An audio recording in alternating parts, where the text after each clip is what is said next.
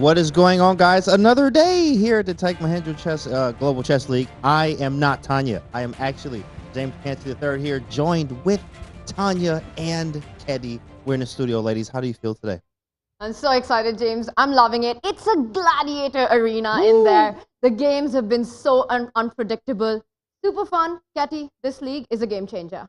It is a game changer. And also, even though that some teams are leading the competition and some of them are just below in the standings, everyone has a chance. Earlier, the other days, I said this is the game for everyone, and it is. And in fact, guys, it is not only hot outside, it's also getting very hot inside of the playing venue. Hot on the outside, hot on the inside, and it's going to be hot on today's schedule as well. Let's take a look at what we have on today. What do we got, guys? Schedule today is Ballon Alaska Knights versus the Upgrad Mamba Masters. SG Alpine Warriors versus the Ganges Grandmasters. That one is very, very, very heavyweight matchup there.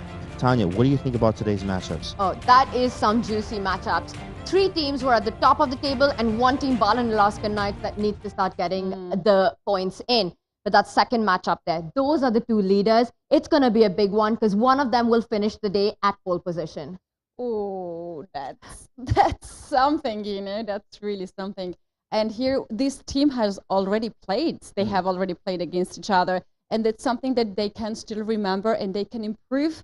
But it is still a new day. They have new chances and they have switched the colors. That's very important. Sometimes you're comfortable with to play with white pieces or with black pieces. So I think the players, all they need is just to have a good mood, fighting mood, and, you know, just team spirit as usually we need at this competition. That's right, team spirit. It is, of course. We got lots of teams. Let's take a look at the points to see where they are, what teams are looking like on the points table, the leaderboard. Here we go. We got Ganges Grandmasters. They've been holding it down or holding it up at the top of the leaderboard. You got SG Alpine Warriors right behind them, Upgrad Mamba Masters, Chingari Gulf Titans, Ballon Alaska Knights, and Triveni Continental Kings. After every match, this is always mixed up, but you always see Ganges Grandmasters usually somewhere at the top here. Speaking of top, of course, we're going to be at the top of the hour and actually make sure our audio is right with our streaming partner, Amazon Music, our official audio streaming partner. Amazon Music is giving away one Echo Show each for the male player of the series and the female player of the series, guys. So, yeah, you want one of these Amazon things? I want it. I want it. The players need to get the party started as well, James, because we're heading close to that grand final. The race is on, and the teams need to start scoring the points. It's a hot day of chess. You mentioned the temperatures are rising, and it's because we're heading closer to the finish line. That's right. Speaking of finish line here, of course, can you make it to the finish line in a bullet game, minute chess? We had some fun over here with the Ballon Alaska Knights. Let's take a look at what they were doing.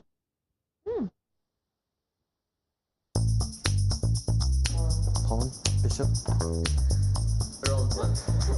Pawn and go is +8. Pawn. Knight. Pawn. Knight. King. We made castle. Bishop. White have better position. Pawn. Oh my God. That's fine.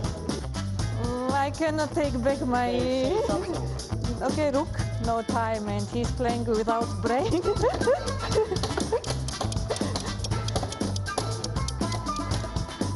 Very strong. Very strong. Good moves. Woo, that was fast. They couldn't finish there. That was bullet chess. You ever did that before, Tanya? Keddy, you ever played some of that OTB bullet? I have played over the board bullet tournament, and in the first round I played against Jan Christoph Duda, who's playing here at the Icons board. So there's a tournament that I played, and it was really, really crazy experience, I must say. But it was really beautiful to see this team hanging out together, training together. We saw some tension moments there too. Oh, wait, hold on, what's going on here? Another competition they have? That's a different competition altogether. It's flip the bottle. That's what's on right now. We see with it there with Maxime Vacher-Legras, Sindarov, a big scorer. He's trying. Well, he's not a GM at that at all. I don't know about the bottle flipping, but he's got to do it on the board today because he's playing against Ronak Satvani. And that's one player who's been struggling here. So Sindarov getting in the mood for competition there. Well, let me ask you a question here, Keddy. Who's the icon for the Upgrad Mamba Masters there?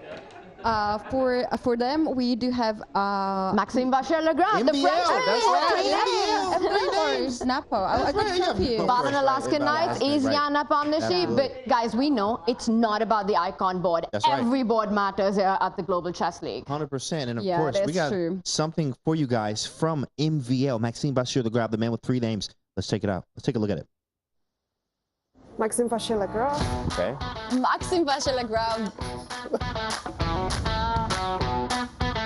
The strength is that he is very sharp chess player and he likes to complicate the position. I wish I knew him a bit better to answer this accurately.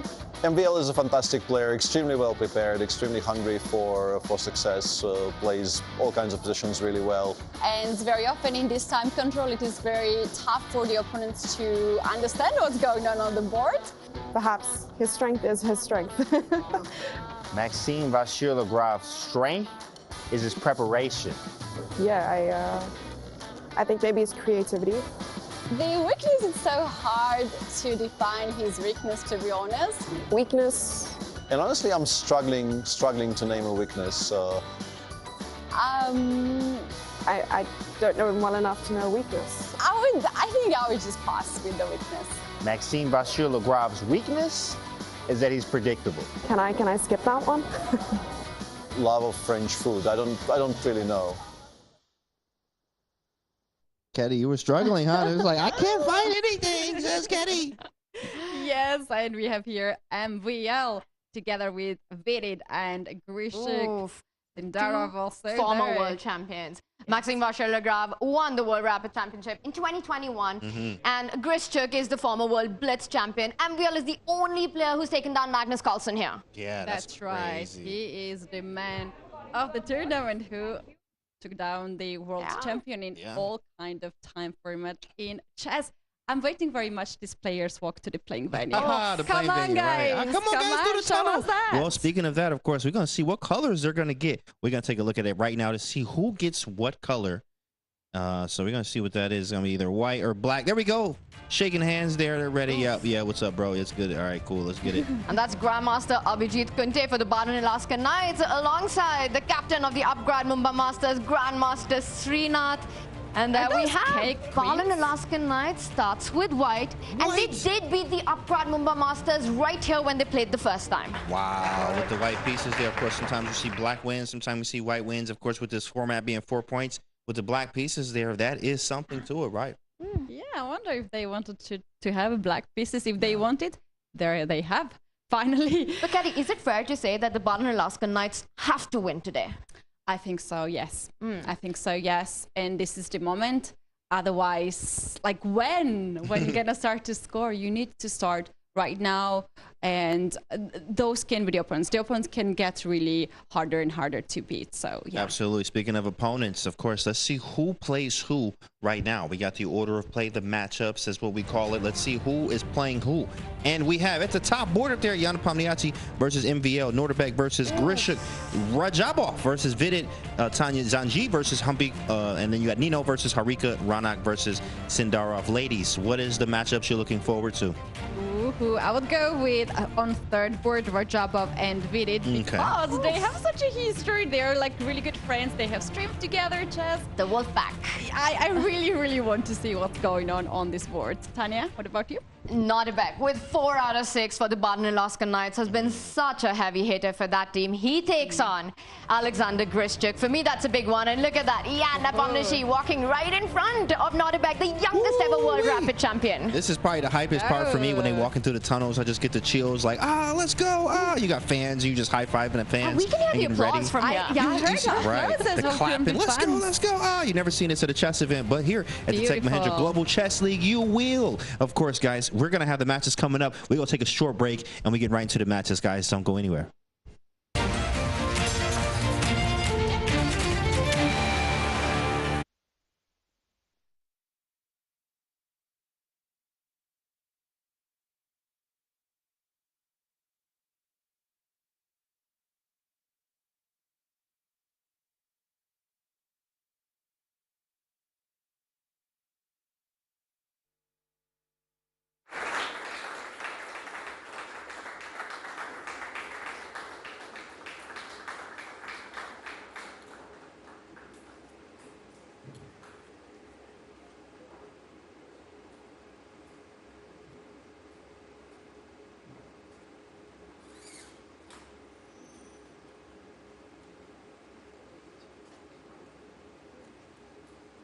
40 seconds for the photographs.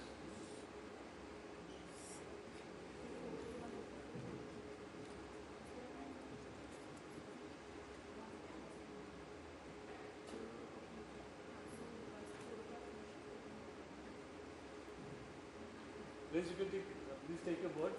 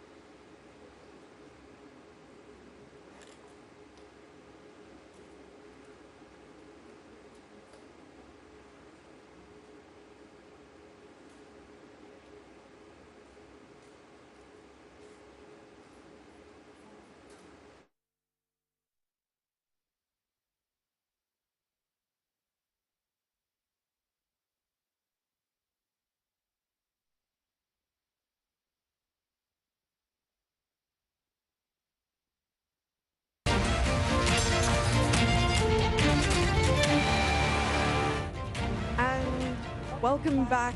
We have the Ballon Alaskan Knights versus the Upgrad Mumbai Masters. And I believe it's the second time that they are playing. In the first round where they played, I believe it was the Ballon Alaskan Knights that won. Yeah, with a huge margin, 14-5. It's really big, and this is indeed the time for their rematch for Mumbai Butlers. And we see here Jan Nepomniachtchi and MVL. No, they're back after set of Alexander Burchik, Temur Rajabov, Vidit Gujarati, Tanjongi, Honor Company, Batsiashvili, Harika Dronavali, Raunak against Sandarov is our match for today. Yeah, I think one of the last games that were on between these two were Temur Rajabov and Vidit Gujarati, and I think that Vidit was like a piece up, and he kept pushing, and Temur Rajabov somehow saved the position with a draw. Sorry, you were about to say something, and I cut you off, yeah? I was saying that Ballon Alaskan Knights is currently second from last. Okay. It's on 5th position. So they need to win this round if they want to reach, if they want to solidify their, if they want to be in this competition. I mean, there are only few rounds left now. Being second last, you can get eliminated since there are only 4 teams that will qualify to the semi and the finals. I mean, if they are second to last, I can only imagine how strong the field is. I mean, this is crazy. Yeah, and sometimes you also have very strong lineup, but the tournament is not going on your way. There's a lot of details that affects the chess players' games, and guys, this is team competition. These players have never played side to side. They have played against each other, but never to side to side. And it's very important to have a team spirit. We can see now the icon board here. Icon. MVL versus Nepomniachtchi. Yeah, do you know that Nepo has beaten MVL 13-11 with 18 draws? Yeah. But MVL is actually 7-1 up in classical. Ooh, what is very important, classical or rapid in this game? Samaya, what do you think? I think this is a rapid format, so you have to be quick on time. And there we already have, I think, what opening is this? Is it the Rosolimo? It is Sicilian. Yeah, that's right. We don't see this very often when black actually decides to turn the sides and fianchetto to the bishop. That's how we call this bishop on the dark square in the very edge of the board. And here is a very interesting situation. White chose to be very calm game. We see that White did not fight for this center and step with one move with the pawn. But at some point, the things can get escalated here from White side. And on the other hand, black is not waiting either. And black can start a really sharp attack. You guys, would you predict here on the icon board decisive result, or would you think that's going to end in a draw? I think a draw would be great for the Bal and Alaskan Knights, as you know, Nepomniachtchi has been just playing the World Championship, so he's in good form, and you cannot lose with White now because black gets 4 points for winning, and already Bal and Alaskan Knights are at the 5th position in the leaderboard, and U Mumbai Masters are at 3rd position. So you need to win to make the tournament wide open. And I am assuming that MVL is very, very happy. Nepomniachtchi is very, very happy with the draw, and MVL is happy with the draw or a win. Everyone happy. Yeah, and I think in their first game, they played the Petrov. Well, Jan played Petrov, and it was a draw. So it was peaceful. Right. Here's the one rule, guys, that this tournament has, just like other tournaments too. Players cannot agree on a draw before 30 moves. They have to wait the 30 moves. But here's the tricky situation. How they know that it's 30 moves? Oh, wait. I can see the answer. There's a digital board, like screen, and it's written out there. So they have to first reach the 30 moves, and then they can offer a draw. What if there's a draw by repetition that's forced? Then the arbiter has to check and accept it as it is, yes. All right. So far, right now, black's having some structural damage there with 2 double pawns on the C file. Also, 3 pawn islands, Kitty. Pawn islands are not good, guys. Pawn islands are basically disconnected group of pawns. Right I'm so happy you said structural damage instead of emotional damage. Emotional damage is also a part of chess, but that happens towards the end of the game when there are only 30 seconds and you blunder your piece. That's right, guys. That's right. You pointed out well. However, this pair of bishop that black has 2 bishops and white has not just 1 bishop, that's a pair of bishop advantage, and that kind of it's gone now. Come on. Oh. Come on. Just and we all it, just Jesse. Yeah, he's like, okay, whatever. I need to castle. I really need to castle. And I was actually wondering, I mean, after h3, where else can you put your bishop? Yeah, no point bringing the bishop back actually. So this was the best move maybe to take the knight on f3, because you just came out from that diagonal. Why would you go back? And going to h5, I don't think makes any sense because g4. Yeah, so if you go here, then g4, as Samay said. But I was wondering, I mean, if you're taking the knight, you're also helping white develop. You're opening up the bishop, and now the bishop has more squares to go to. But the bishop cannot move right now, Jesse, because the b2 pawn will be hanging. The bishop on g7 is a sniper. It's looking at it from a far away distance. I didn't see that. Nice. Yeah, I agree with that. I wonder what Master Swidler would tell us about this pawn structure. Are those pawns double in the center for black weakness or strengths? Well, if anything, they probably are more of a weakness. But they also, the thing about the double pawns, they control a lot of central squares. They do sort of a better job fighting for the center for the future. The double pawn that is behind the one that is on c6, that one, yeah, it's closer to the center than it would be normally, so that affords black slightly more central control. I think black is generally completely fine here. I wouldn't think MVL is worried unduly about this position. Looking at the match overall, there is an interesting thing happening on board 2 in the game between Norbek Abdusatorov and Alexander Grishuk, where Alexander Grishuk is actually playing the Berlin with the black pieces, and he is generally much more known as a Berlin slayer, not a Berlin player, if I'm allowed to pun there. But so you're talking about board 2 there with Alexander but today, Grishuk. yeah, he ventures into these territories himself and doesn't get a classical Berlin. Norbek Abdusatorov is playing a bit of a gambit there. He sacrificed a pawn he will not be able to get back anytime soon for piece activity, for dynamic play in the center. So this is the one board that is currently catching my eye a great deal, because instead of a rather dry endgame we see when Berlin proper is played, we are going to have a very fun battle where black is a pawn up from the very beginning, but white has decent compensation, mainly based on the fact that black has slightly awkward pieces. That knight in front of the pawn on d6 is a bit awkward there, yeah. It is. We have both players on the screen right now. Alexander Grishchuk we have with black pieces against Abdusattorov. This game is quite promising. It will be very exciting because it is not balanced game. Black has extra pawn and anything can happen. Yeah. And these both players, you know, have only played one game that I could find in the World Rapid 2019. And that game ended in a draw. Okay. So I'm assuming that they don't even have any good prep against each other. So everything they're playing is over the board. Yeah, and somehow, you know, it's very unpleasant when you don't know your opponent, when you have never played. It's always better when you play against your opponent, so you know all the weaknesses and the strengths and the openings and so on. But here we have the age gap between these two players, so that's why it makes a lot of sense that they have only played one tournament. Yeah. Chess is the only sport where age gap is actually better for the younger player, right? Sort of. I mean, no, I'm sure in boxing I can defeat any youngster. Oh, look at you talking about youngsters. Look at this.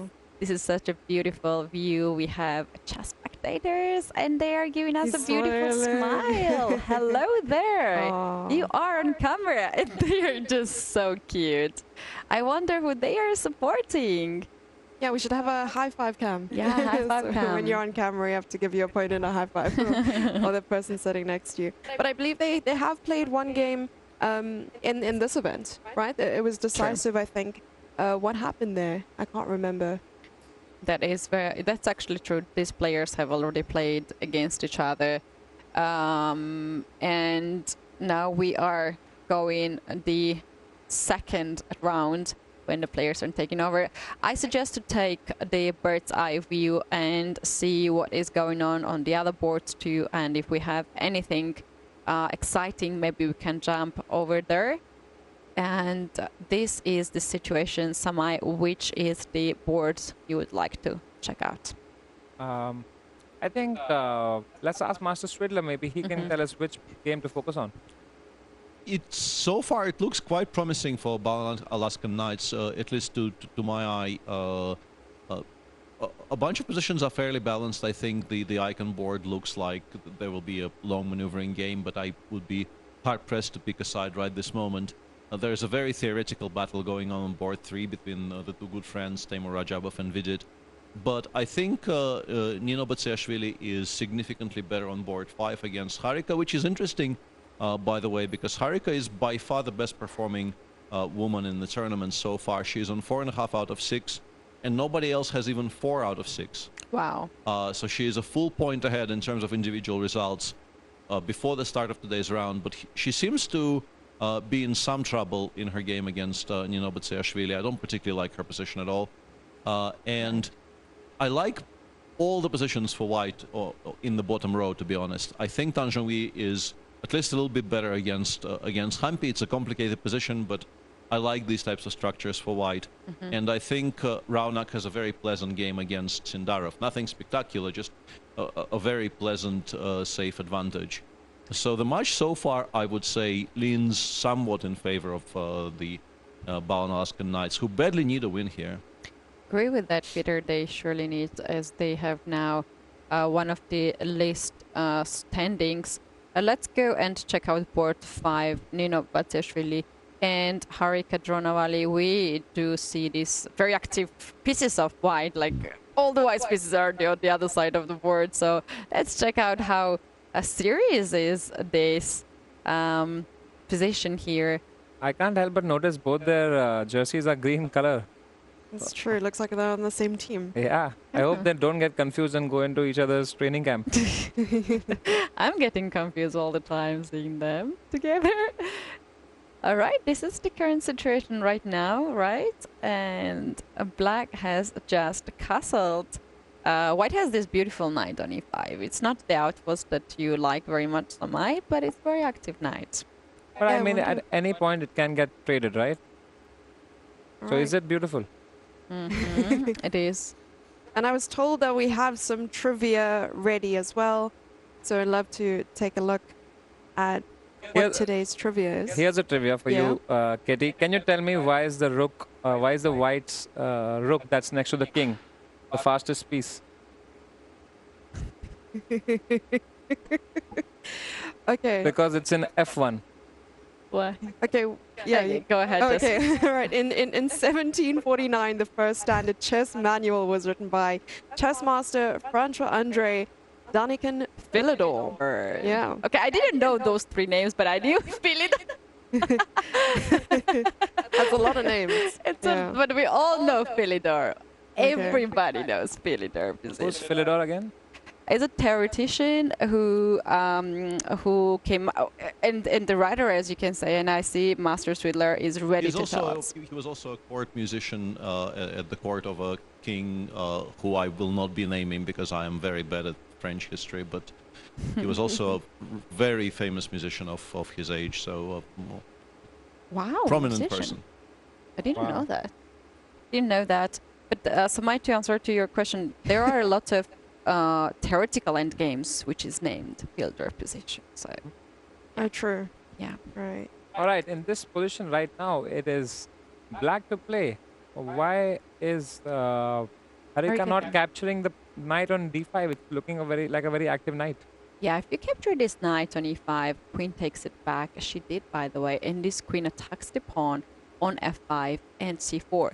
But in fact, the most important here is that just played it, and another pawn on b7, yes. But the most important here, I think, is the d file. So white can take control over the d file. Look at these two amazing bishops attacking all over the board.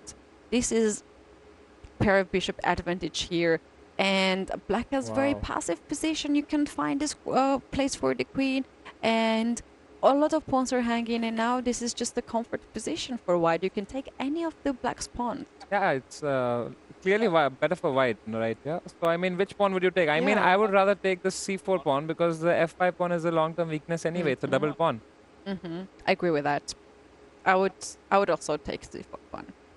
Jesse? Great minds think alike. Yeah, I really like this idea of taking the c pawn. I mean, you're still putting pressure on the knight, and you can bring maybe one of your rooks to attack the queen on this open file. Right. That sounds like a plan here for white. Maybe we can have a look at both three. What's happening here between the two friends, Vidit Gujarati and Taimur Rajabao? The wolf pack.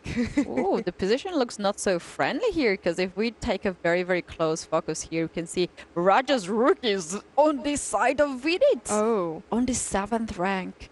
Invading the space, the Pac-Man rook. And now he's fighting for the center as well. His last move was the pawn in the center.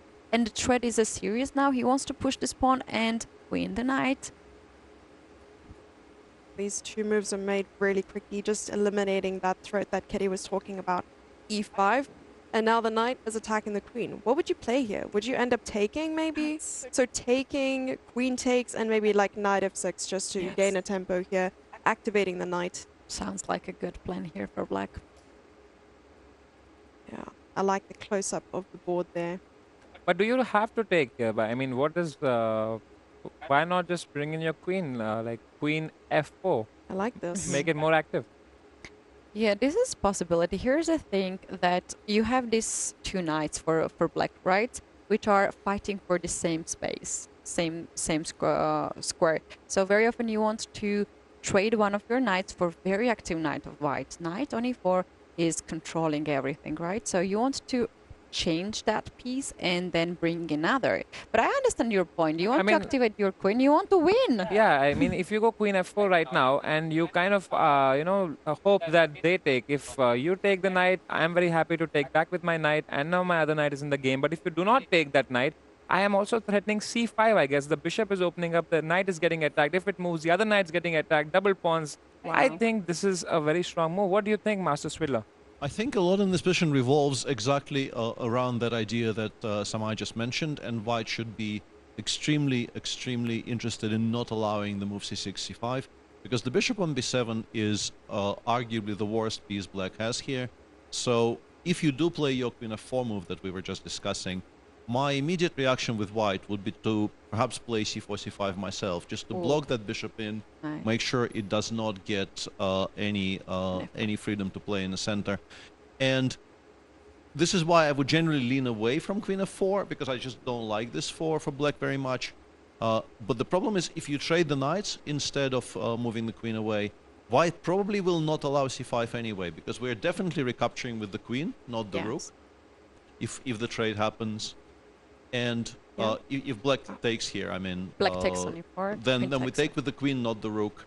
And the move c6, c5 will not be possible because white has more attacks against the bishop than black has defenses. And once again, it will not be all that easy for Vidit to get that move in. On the other hand, if he somehow manages to get the move c6, c5 onto the board, his problems are mostly solved. So play will revolve around that quite heavily, I feel. We have some moves here. Oh, the knight takes. Kitty, your move is on the board. Knight takes, queen takes. Now the queen is active, and like Master Swidler said, c5 is not possible here because the bishop is attacked twice. That rook at a7 that was looking very hopeless actually is doing a very big job of preventing c5. I wonder if we can play knight f6 first and then c5. Yeah, I think you can go with that. After knight f6, white might... Yeah, go ahead, Samai. Yeah, now you have to move the queen and then, it's possible, right, to play c5?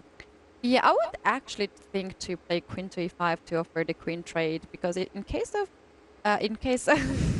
we get an approval from Master Swidler. I feel like I gain like 100 FIDE rating more with finding this move. Don't worry, sitting next to me, you're losing rating as well. So it's a balance. It's a balance. So the point is that the queen is under attack now. If you move queen away, I'm winning the time. And I have, again, my move, my turn. I can play c5 or any other move. But if you take this queen, then I'm going to take it with the pawn. And your knight is, struggling. Where are you going to go with this knight? If you go back, it's so passive. I'm going to attack this with my rook. I'm controlling the d-file here. And this knight will not find a perfect square for now. And look at this hole on d6 square. This is something that my knight will be so happy to get in. And I just need 2 moves. 92, 94, and I'm already there. What a great analysis here by Kitty. I love that. Can we have the live position right now? What's happening here? Vidit is taking his time and he's down to 7 minutes. And in overall... Can we have a look at board number 4? White is completely pressing in that game. Wow. Great result for Alaskan Knights, who are in a must-win situation in this game.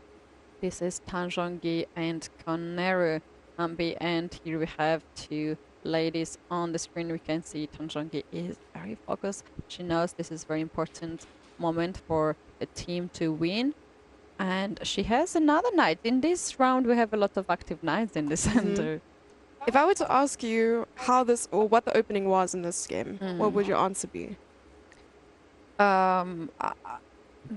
This I would say Catalan, Slav Catalan thing. Samai, what you think? I think it was a great opening for White. That's what I can say here, looking at this mid-game position. Yeah, you're actually right. It was some sort of Slav, started as an English, and then Neo-Catalan, Semi-Slav. What are all these names? Who gives the names? Yeah, who invents? Like, I want an opening. You want the Samai opening? Yeah, I want a Samai. Find everybody, let's find a good opening for Samai too. Does Peter have an opening named after him? No. The Swidler variation. The Swidler variation. Sounds good already. Yeah. Yeah. And yet it doesn't exist. One of life's great injustices. Oh. You look very upset, Peter. I am very hurt by this, yes. I'm pretty sure that if we do have a Swidler variation, it'll be in the Grundfeld somewhere. I came pretty close in one or 2 lines, but it did not stick, no. What does it take to make a variation named after you? You have to find something genuinely new and be the one who promoted it for a reasonable length of time, and it's difficult. Theory has progressed very far, and but then again, I'm pretty sure there will be like 5 different variations in 5 different openings named after Dubov. He's half my age, so yeah, life is just horribly unfair. That means we got to get you onto TikTok. Promote these variations. Yeah. Yeah. It doesn't look. You just sound that you're disappointed. Yeah, but on a more serious note, both women's boards look fantastic for Alaskan Knights, and Nino Batsashvili is a pawn up, just a clear pawn up for pretty much nothing. Conversion will not be completely straightforward, but she is just massively better. But in a way, I think Tan Zhonghui's position is even better, despite that position having equal material, because Hampi's pieces are just all over the shop, and yeah, that one just looks horrific. And Hampi has 4 minutes on the clock versus Tan's 11 minutes. We've already seen Hampi lose a game on time, right? So I guess she just forgot about the clock. Yeah, I think she needs to manage her time very well. Oh wow, that's. Yeah, we definitely have not seen the best of Hampi here, which is very unfortunate because she's a fantastic player when she's playing well. F5. Yeah, it looks unbelievably ugly, but it was perhaps the best option because White, among other things, were threatening to attack the knight on g4 by playing h3, for instance, and it would have no good squares to go to. So at least this way, we're giving this knight a potential path to return to f6 once it's chased, once the white knight. But yeah, this is a move. I quite like this move, but the knight could have also gone the other way, attacking the b7 pawn. That was also very, very strong, I felt. b7 is hanging, f5 is also hanging here. Our queen is attacking the f5 pawn. The position just looks a mess for black. It's just going to be very, very difficult to hold. So what happens if black tries to chase this knight? Yeah. And plays the move h6. She's gone queen g6, which is a very similar idea. But I think we're just fairly okay with just returning it to f3. It reestablishes a threat of knight h4 as well. So the pawn on f5 continues being vulnerable. And also one thing to mention is if white gets to play g4, g5, breaking things open in the center, the black position will just start collapsing, I feel, because the bishops become much stronger once the position opens up. The rook on d1 will start playing a very important part in the game. Yeah, this is just not going to be fun for Hampi at all. That's right. Her last move was queen backwards, and the pawn on c4 is now under attack. However, this kind of provocates white to push the central pawn further and play d5. And it happened. There we have it. So guys, happened. if we can quickly do a roundup by looking at the bird's eye view, what's happening in this complete matchup idea. right now on board number 4, white is pressing.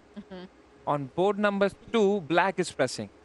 But we know that black wins, they get 1 extra point. That's 4 points. So right now, if we give an advantage of 1 point to the Yumamba Masters, let's see, board 1 is equal, so let's not count that. Board 3, what do you think about board 3, guys? The rook is kind of scary. You know, but beyond that, what do you think? Yeah, I think it can be 2 results in there, to be honest. With these pieces, I can't believe that something crucial can happen unless there is a blunder, to be honest. So you say it's a draw. You say it's equal. Yeah, I will go with white's favor. White's favorite then. Okay. So in that case, if you say board number 3 and board number 4, white is winning, and all the other games except the second game, it's draw, that means the Balanaskan Knights are doing a great job in fighting because they need to win this match. And right now, let's focus on board number 2, Abdul Satara versus Grishchuk. A lot of complications are happening in the middle. All the pieces are in the center of the board. What's happening there? Maybe if we can have the analysis board. That's a very good choice. And this is the only board where Alaska Knights have some issue here with white pieces. And the engine bar, which we use in chess now, gives black the advantage. However, the time situation is the Grishchuk time situation. He's low on time. And he just played the pawn in the center and maintained the strength of the knights out there. It is very interesting why this is exactly better for black. Maybe we can ask this question to Master Sweetler to explain us what is the main reason in this position. Yeah, this one thing I will say about this position, which I think is maybe the most important in the context of the match in general, is that Grishchuk needs to win this, it seems to me. Otherwise, Abgrabuma Masters are in trouble. It feels like maybe this is currently the one position where you can imagine black winning, but while we were discussing it, I think Noribek's situation improved dramatically because he won back the pawn that he was down a pawn since move 7 or thereabouts, and the pawn has now been recaptured. Black is still, I think, fairly comfortable, but it's much harder to, immediately prefer black here because material balance is equal. White even has a bishop pair, and looks like the worst is behind Noribek. And then you really have to wonder where Ugrab Masters are planning to win a game because judging by some other positions, they will need to win one somewhere. In particular, board 4, as we discussed at length, board 4 looks like they're in desperate straits there. The rest maybe aren't so bad, but board 4 is very, very critical board. Yeah, so we'll probably go to that soon. And I was actually doing some research on their last game, and Noribek won that game. Yeah, and before that, have they played before? Yeah, like they played only one game before that, like I was mentioning, right, in the World Rapid, which was a draw. And the other game they've played is in the Global Chess League, in the Tech Mahindra Global Chess League. And right now, maybe we can have a bird's eye view to see which game to focus on. Indeed. So while we're looking at this as well, speaking on the note of Alexander Grishuk's time situation. Yeah, Sasha, just call him Sasha. You know, I thought you said Alexandra. Alexander. Alexander Grishuk. Oh, what's going on? Oh, what did he do? He has low time, so he's like, might get even lower so that I come back to my comfort zone. You know, they say chess imitates life, but in life, you don't get time back. Oh. But in chess, you get 10 extra seconds after every move. So deep thought, yeah. Yeah, I'm a poet at night, you know. Chess player by the day, poet at night. Guys, these matches are super interesting. There's so much action happening here. And if you guys want a summary of everything, then every day we have it on Amazon, our official streaming platform. You can check it out over there. You have great summary of the games given by Sagar Shah and Master Swidler.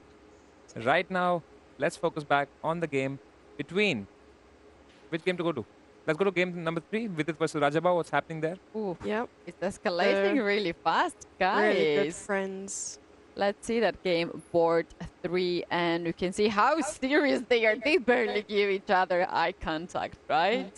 Well, here's a very important thing in chess. Sometimes you're looking at your opponent's face. You need to read how your opponent feels.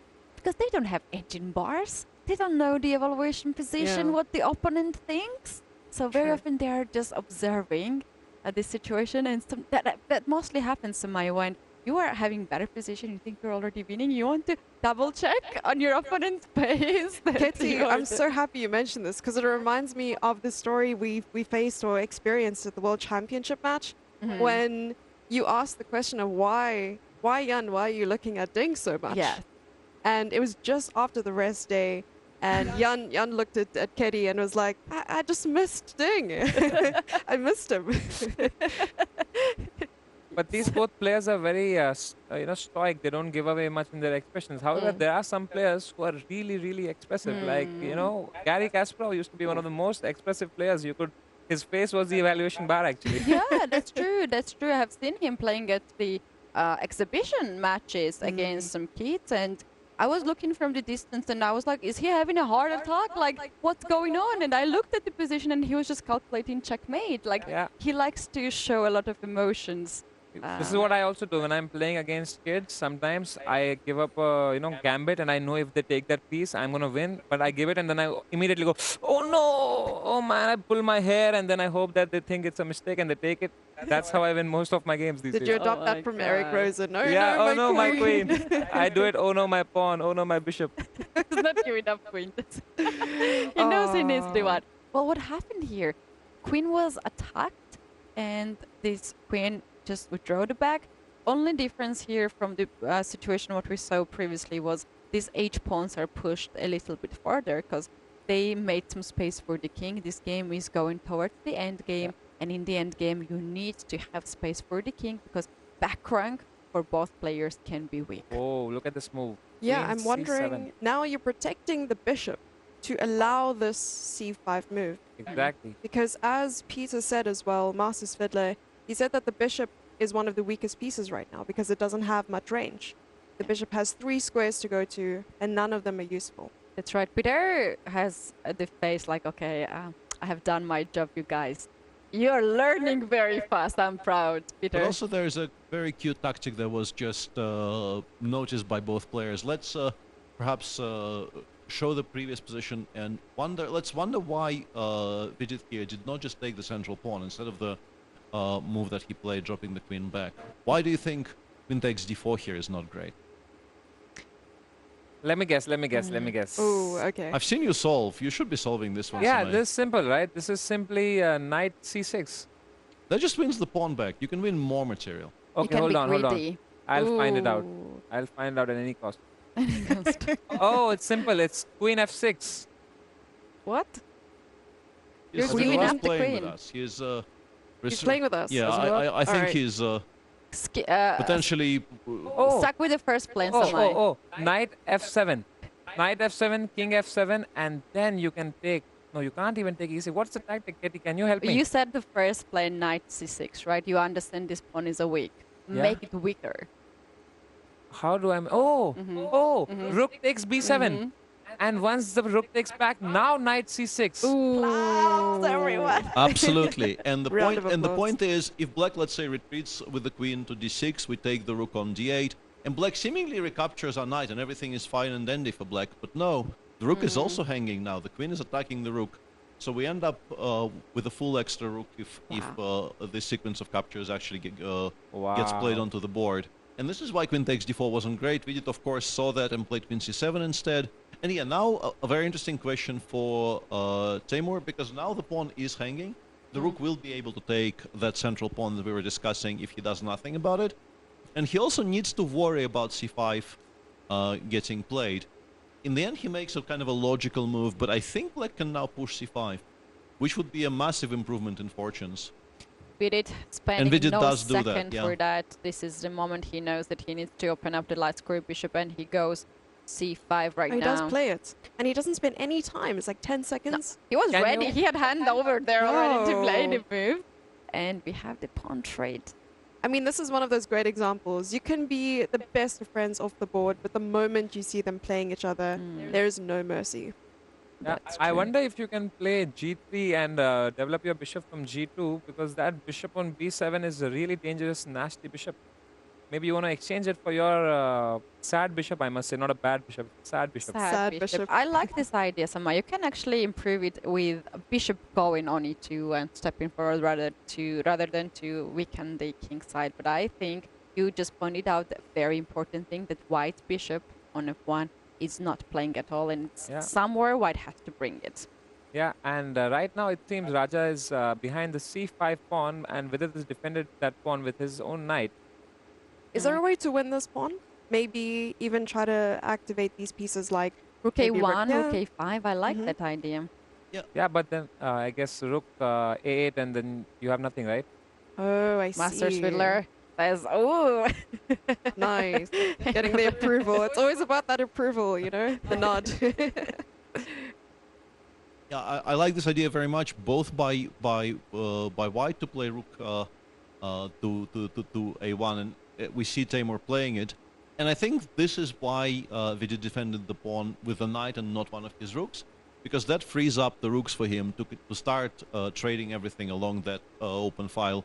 I feel like he probably does play rook a8 here, because I think removing some material off the board here makes his defensive task a lot simpler. He only really has the one weakness, that pawn on c5, and white doesn't have particularly good pieces to attack it. So if all 4 rooks come off, it's very difficult to imagine how white really puts any pressure on rook that a1 pawn. was played. And he does play rook a8. Yeah, they actually played all these moves, not guys. Unexpectedly. Wow, they have played these moves here. Yeah. This is getting very interesting. So we are guessing all the moves. I guess in the next league, we all can have a team together. Yeah, commentators team. Commentators team versus all of the grandmasters. I'm sure we'll give them a good fight. Easy. Yeah, let's go, guys. After every other move, we can ask, hey, Master Swidler, what do you think? So Master Swidler should be our captain in this case. I think so. In our ear.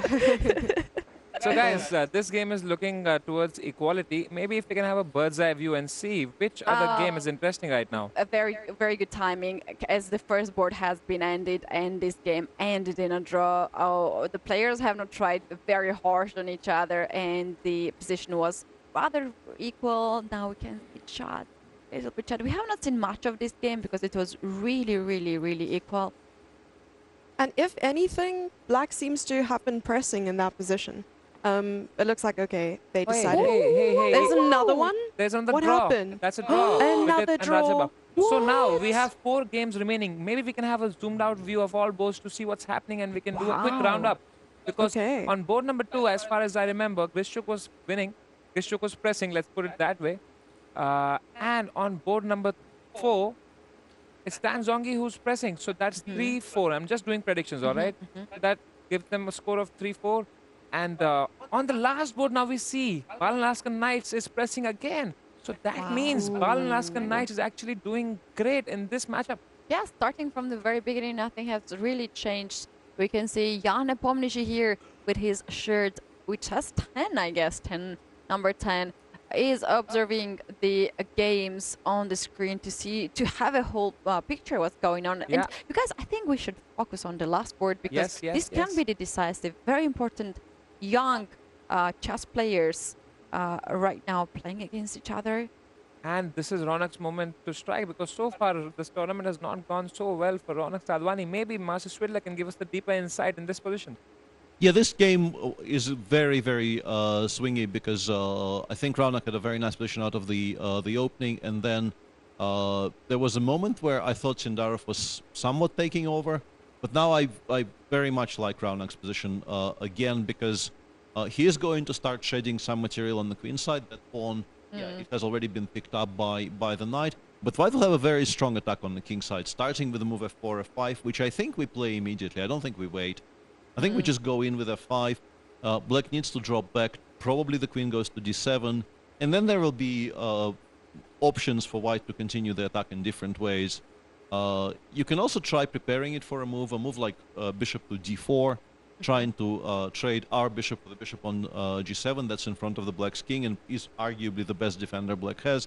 But this looks a bit slow to me. I would have, I think I like starting with a 5 and sort of going from there. And he's going for that, Peter. Bishop to d4. So that actually means that there's so many ways that White proves that I'm better here.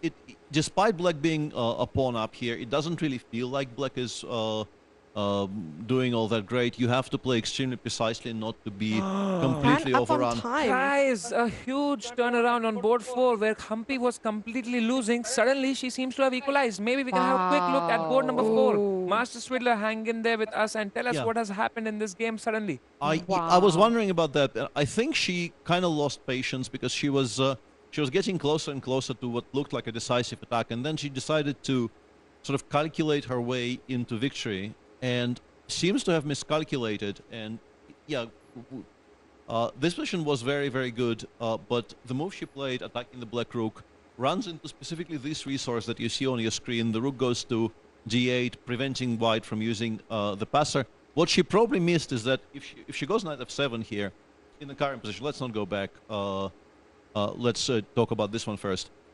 Black has a very solid defense in moving the rook in front of, blockading the pawn on d7. And there is no good continuation because White's pieces are sort of tied together, needing to protect their pawn on d6. And it doesn't really look like White is even remotely better here, at least to my eyes. So yeah, this is a massive miss and a massive turnaround in the context of the entire match, because if Hampi saves this game, things start looking a lot better and a lot more promising for Grab Mambo Masters. That was by far their worst position out of the 6. So it would matter a great deal if they don't lose it. And I think on even board number 2, if we can have a bird eye view again, so that if we quickly look at board number 2, where Grishuk was slightly better, now even that game is equalized. Oh my gosh. So Grishuk basically has 10 seconds. Oh my gosh. Everything is now on board number 6. All the other games are looking completely equal. So let's focus on board number 6, and that's the game that will decide the score, the fate of this matchup. Ronak Sadhwani versus Jaoke Sindarao. Both players very talented youngsters, and now everything relies on them. And here, Jawahi Sindara has only 19 seconds, where Ronak has 3 minutes, a better position. Everything is in his favor. This is the moment that Baranaskan Knights need Ronak to strike for their team. Can be the decisive result. Yeah, looks here. like White is in complete control because, as we mentioned, Black is a pawn up, but it doesn't really matter a great deal. I would start by putting the queen on g5, putting the queen closer to the Black king, so the Black really can't move anything, and then we can create threats in a variety of ways. But that would, I think, be my starting point. Yeah, It just looks very, very scary for Black. I don't see exactly how you land the killing blow, even after, let's say, queen g5 and Black makes a waiting move of some sort. But game 4 has already finished, guys, as well. A handshake. And that's another draw so far. We Great have result. all the draw. That is great result for the upgrade Mumbai Masters, who were completely losing this game, and now Humpy has somehow managed to equalize it. Yeah, Tanjavi will be disappointed with this because, yeah, she definitely had a very, very good chance there to put her team in front. Yeah. Maybe let's go back to board number 6, where all the action is happening, where everything matters, everything relies on this board, guys. Board number 6. Everyone is approaching time trouble right now, and we saw that Sadhwani was actually a couple minutes up for quite a while, and Sindarov is playing on seconds. Oh, you can see he's hovering. F1, not the best move. Not the best move, but it preserves the attack. It's not a horrible move either. He wants to unpin his central pawn to be able to take on f5. But it's a kind of a move you're also never very happy making because you're taking your rook away from an open file, putting it on a slightly more passive square. But as you can see from Sindarov's response, the move he made is definitely useful, but it's not really doing very much. But the thing is, he can't do very much in this position. It's just very, very difficult to challenge any of the white pieces. Yeah. Perhaps this move, apart from supporting the Black Knight, gives you maybe the option of dropping this knight back to the square that was just freed by that pawn, to start maybe trying to trade some of White's attacking pieces. And Raunak, yeah, this is a kind of a weird direction for Raunak to be taking, because he's moving pieces to the queen side instead of trying to give mate to the Black King, which seemed like the more obvious option. But there was no immediate mate available anyway, so I can sort of understand it. You can see the nerves at the board. Yeah, they're shaking. They're shaking 20 seconds, 24 seconds. But just without changing the view, we should definitely be watching this game. I will say that if it hasn't happened already, it will happen. We have the last 2 boards. Everything else will be drawn. We have 3 draws already, and the game between Abdusatorov and Grishuk will also be a draw. 99% sure. There's still some play left, but those positions generally don't get won by any side. Master Swilla, how about we just bring the knight back on c3, attack that pawn again, because that pawn is a passer right now. I would much rather play something like queen a2, maybe. Just try to infiltrate with your queen, create some threats. Trying to re-establish material balance here in particular. But I mean, they're now actually quite even on time, because Sindarov made a bunch of moves very quickly, and Raunak has been thinking very deeply.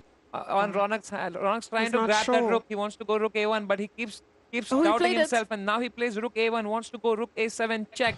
38 seconds for Sindarov, 1 minute for Raunak. Raunak under immense pressure. He knows that if he does this, then his entire team will win, and they will have a great chance to finish in the top 4 of this matchup, of the entire league. I mean, sorry. Rook a7 incoming. Yeah. He's going down to 20 seconds against Sindarov, and Radwani on 1 minute. How do you defend now the rook a7 check? He has to make a move. Maybe just bring your king back.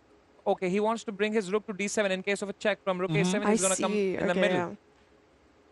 Yeah, so maybe give a check and put the rook on the 8th. And yeah, I like that the queen goes back to the king side. The queen is needed on the king side.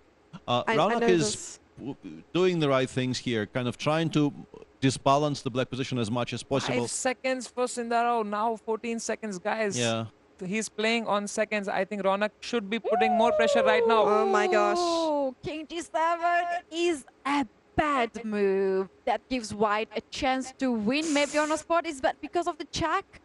Master Swidler, is that a check? I still don't see it. It's not that easy to spot. The position still remains quite complicated, but it doesn't look great. And also the time advantage has been sort of re-established here with Raunak having. I think I maybe figured no, that doesn't quite work.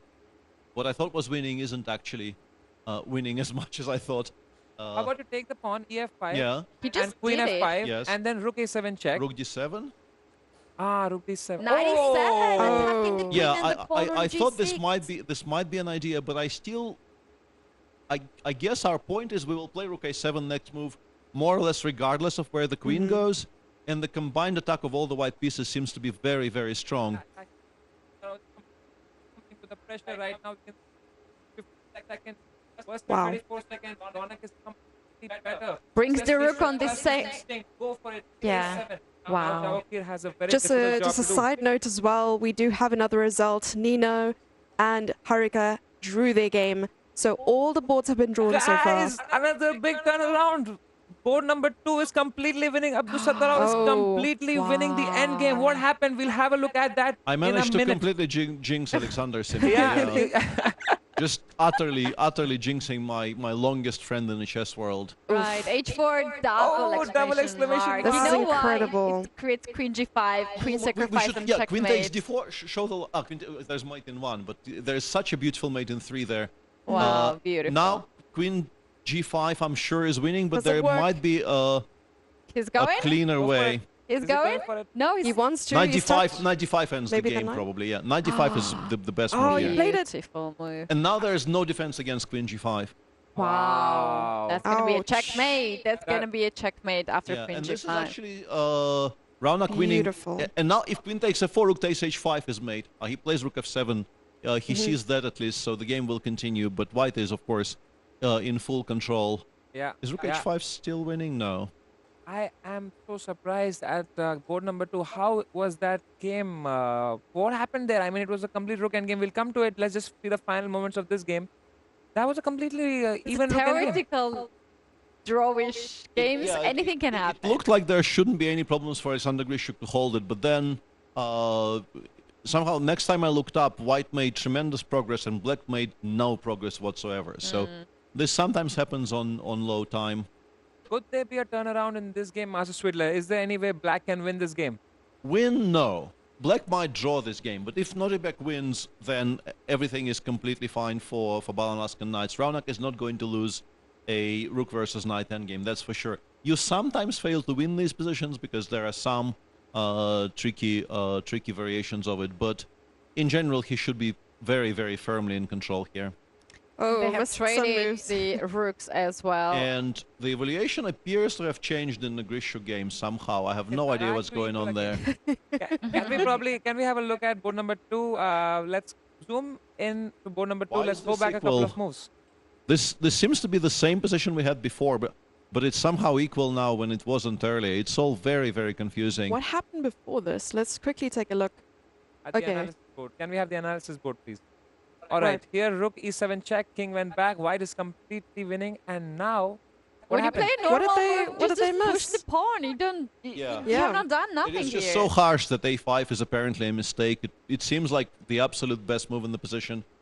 And I wonder if Alexander is now supposed to just go for a rook sacrifice, just play where 2 moves advanced, a5, king e5 has been played, and king c8 has also been played. And I wonder if you're supposed to just play king f4, then give up your rook and go king g3, and this is Yeah. somehow a draw. But if it is, and no, he goes king d6, which It's so looks like it should. defender. Whoa! The point is, whoa! This is so clever, because now the white king will be very, very boxed in. This is a very, very nice spot by Alexander, because if you play a6, Wow. it seems like black is supposed to resign, but you just play king c6. And if you go crazy, Yeah, bigger, and- and you play a7, you want to get a queen, Mm. you can go home with nothing, and you're gonna get checkmated. Just it. Yum. We're sneaking. So guys, that means it's again back on Ronak Sadhwani and Sundarov. That's the game to look for. That's the game that will decide the fate of this match.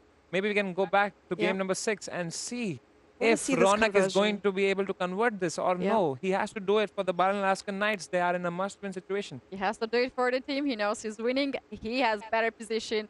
All he has to do is to find a plan. There is one plan, guys, here to activate your king, get this king in the center on e5 square, and then even think to give up your rook for the knight. What he's doing is also very clever, pinning the knight, then he's gonna get the king in the center. And white can be, I think, happy to get knight and the pawn for the rook to give it back. Yeah, yeah. I mean, psychologically for Ronak, it might not be so good right now because he was clearly winning, like in the mid game, and now rook versus knight, it's winning. No, but it's winning. Not so easy. Not so easy. You know what? Sometimes you want not to have so many pieces on the board. Yeah, all my games. Wait, he wants to play with the king. He might blunder the rook now. If he plays king e3, it's a fork after knight f5. And he's thinking now. Oh, did he do that? No. Jesse, why are you giving me a heart attack here? I think the correct plan here is to break open your very, very beautiful looking pawn structure on the king side and play g4 eventually. You still need to take some care, because if we do it right this moment, black will take and black will play knight f5, and there are additional forks that you need to not blunder. But it does look very winning for white. I think that probably ends up happening, because it's difficult to make progress if you don't do that. Rook all the way back. That's all the chess players are doing, keeping rook and the king so far from each other, so there will be no fork. Now the pawn is under attack. Probably knight back here just to protect the pawn, and then maybe king comes in. Do you think? Like that. Or g4 is also possible. I'm telling you, this is not easy. I don't want to be the one who jinxes it, but I think this might be a draw. Yeah, I wanted to tell you these things. Sometimes we prefer to have less pieces on the board, not to blunder anything. So for Ronak, this is the safest way. But a rook versus knight, is it a winning endgame? No. If it's only rook versus knight, it's not winning. It's a theoretical draw. But anything can happen here. you never know. So we are still playing here for 2 results. Mm-hmm. Sure. So what is white's plan here? To get the king to g5? Or perhaps go after the pawn on the d file? We need to generate a passer. So ideally we want the king to be on g5, and then we offer a pawn trade, probably with h5, and then we start pushing the f pawn. Once the black pawn, which is currently stopping both of ours, once it's removed, I think preferably to the very side of the board, the other pawn will become very strong. Yeah, rook a6, then we play h5, then we start pushing the f pawn. No, this is now, I think, very trivially winning. It's difficult to imagine how we don't win this. The king back, because if the king doesn't move, then there's h5 by white anyway, and the pawn is pinned by the rook. That's right. So if you get this king back, which happened in the game, then white's king gets very active. We should make sure that there's no check, and slowly white will manage to get better position. Anyway, to push h-pawn will create the f-pawn and pass pawn, or there is also some possibilities to push f-pawn. Now you can just play h5, get that pawn taken, and play f5, and that should win by force. He also includes rook d6, which I think makes black's position even more helpless, so to speak. I don't mind that at all. Once again, I think h5 and then f5 should just win the game more or less on the spot. He's doing the right thing. He's sort of double and triple checking everything before he commits, but he has enough it does look very, very winning. h5. Yeah. Was f5 possible there as well? If we look at f5. Because if possible, but it's still hangs.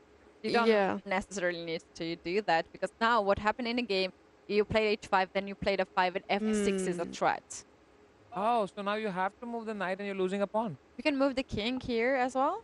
That's a possibility, but you're not stopping pawn going forward. f6 is coming anyway, right? You're in the meantime, seems like Sasha is saving the game now. I'm pretty sure he will be okay from here, but unfortunately for him, it will not save the match, because Raunak is now not going to let this go. This is just very, very trivial. He seems very confident, making those moves quickly. He's already said, I figured this out. It's time. d5 is a draw, right? Rook takes d5 is a draw. No, it's not a draw. You can take this pawn, and after black takes the pawn, you can pin that, just if you can show that. But anyway, here Raunak chooses the safest way here to go. And he already holds the queen. He already holds the confidence. Whoa. Look at that. Now I have no doubt in saying that Raunak is going to win this. Raunak is really asserting dominance there by taking. There you have it. And Raunak for money. Does it for the Balaskan Knights. Let's go. Wow. Didn't see very often from the players this kind of emotions right after the game. So Raunak, look at him, so happy. This is very important. He's having quite tough tournament here, but this is a very important win. And if you win the important game for the match, it's one of the best feelings in the world. Yeah, playing for the team and winning a game that actually matters, the game that decides the match. Which Absolutely it most likely will, fantastic. because it seems like everything else will be drawn in this match, and this one victory will give Balanaskan Knights a 8-5 victory. Right, we have one board still in progress. This is the board 2. Let's keep the eyes on that. If we can have a chance to sneak peek in the players' lounge to see the players' emotions, that's going to be amazing. But we need to focus on this one. Draw could be enough to for Alaskan Knights, but just this is also the competition when they are counting overall points, so they actually need to win as much as possible to get the higher scores. Right, and if this game is a draw, then the Balan Alaska Knights win the match with 3 points, and they're climbing the ranks. They definitely needed this win. I think they'll be sitting still in 4th place, so they do go up 1 space, but it's good. It's better than losing and drawing the match. Indeed. So there we go. Wait, we have here 2 pass pawns here for white. But Rishtuk's king is very, very strong. He is capturing the pawn now, and he also creates 2 pass pawn by that capture. Master Swidler, what is going on? No, it's an easy draw for white whenever he wants it. It's not like Nordebek will be risking very much here, but yeah, I don't think he has much in the way of winning chances. It's just a very, very safe draw for everybody. And Nordebek will be much the happier of the two, because once he realized, I mean, he will be upset that he didn't win what was probably at some point a winning position. But when he looks up and realizes his team has won, he'll be much, much more okay with the whole thing. Okay, so he has to go after the pawn just to secure the draw, as you mentioned. And it was crazy, just a couple moves ago while we were talking, Nordebek sort of froze, looked at the clock, realized he had 3 seconds left, and had to play a quick move. And there we have it, just a rook and pawn. Yeah, they will play until the pair kings here. Seen that his team is winning. If he draws this game, he's going to be very happy with taking a draw. That's true. Oh, what is this situation? Is this Tan? Is it Tan Zhangyi? And we are in the players' lounge, guys. We are in players' lounge. Look at the emotion. I'm kind of sad they're not listening to our commentary. They're watching the game by themselves. They can see this commentary. Oh, they can hear. They can hear us. Greetings, you guys. And here we have the Balanaskan Knights have won their game against the Upright Mumbai Masters, throwing the tournament wide open now. Yeah. Because now, with this win, if we can have a look at the standings soon, we'll get to know that the Balanaskan Knights are actually moving up. Samai, I don't want any team to go from this competition. I want all of them to have equal chances, Jesse. All of them deserve to play in the finals, but that's impossible too. So it's good to have all these team players still feeling very well, that they have still chances. We're just players. We're fighting until the end. Katie and Jesse, every team now still has a chance to make it to the top 4. All teams. Isn't it? It's not the end. It's in fact just the beginning, guys. Anything can happen at the Tech Mahindra Global Chess League. Right, that is. And we have just final things. They are signing the papers. I think all the results. That's just the formality. And what a start of a day, guys. We're gonna have another round today right after this one. Yeah, and you can see the smile on Nordebek's face. He knows his team has won, even though his team drew. Not his team drew. He drew his match. Right, his team won. Right. And here we have the lights, guys, in the playing venue. I do love these moments. Lights and the players start leaving. Well, you guys, it was really lovely to see this match, but now it's time to hear a little more details from one of the players, and we're going right now to the break.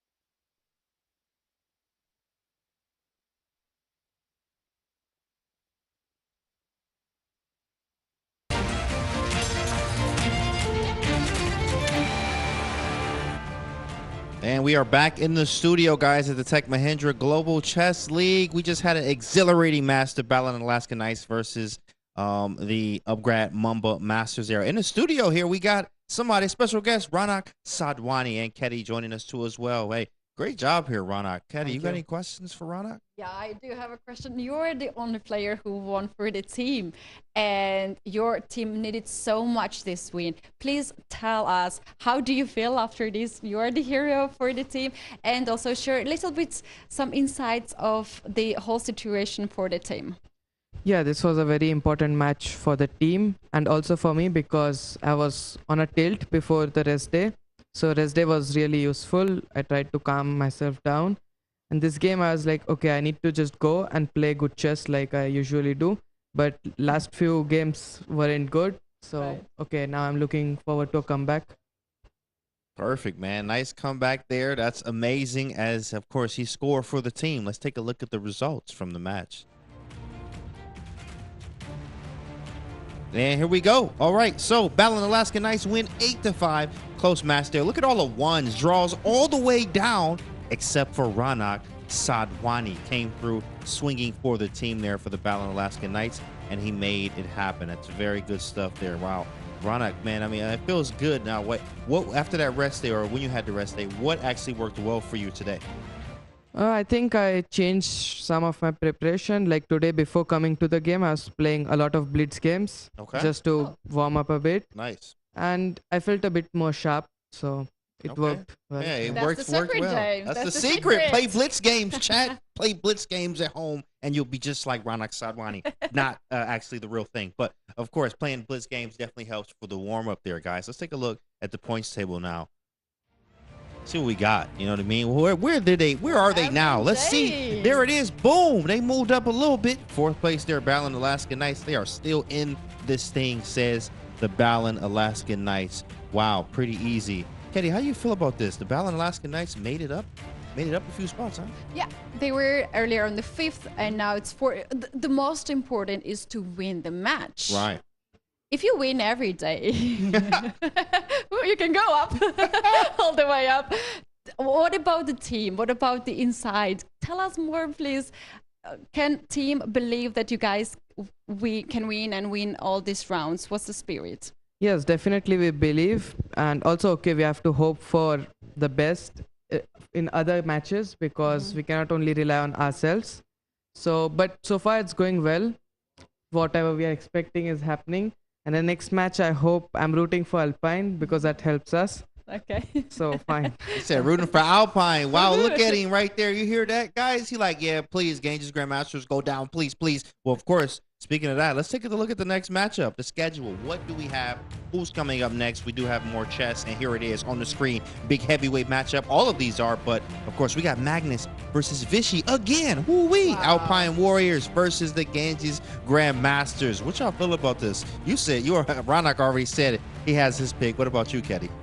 Well, if he already picks that side, I'll pick the other side. You have here Anand and How You Found, two former world champions on the camera. They look a little bit like thinking about something, worried or not, Steve? They are in a think tank. A little bit of think there. Of course, they're not worried about anything. They are at the top. They're not worried, of course.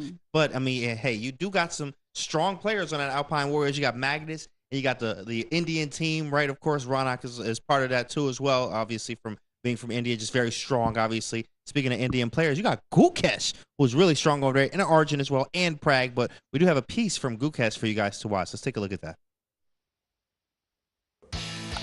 Hi, I'm Gukesh D. I'm from India. I started playing chess around 7 years old and started playing tournaments around 8. And what interested me in chess was how complex it was. I used to watch my parents play at home and I got interested to it. And around that time, there was Anand vs Carlsen World Championship match, and that was also a huge thing that drew me to chess. For sure, the highlight of my career was the Olympiad last year. The 8 out of 8 was a historical thing, and for sure, till now it's the most memorable event for me.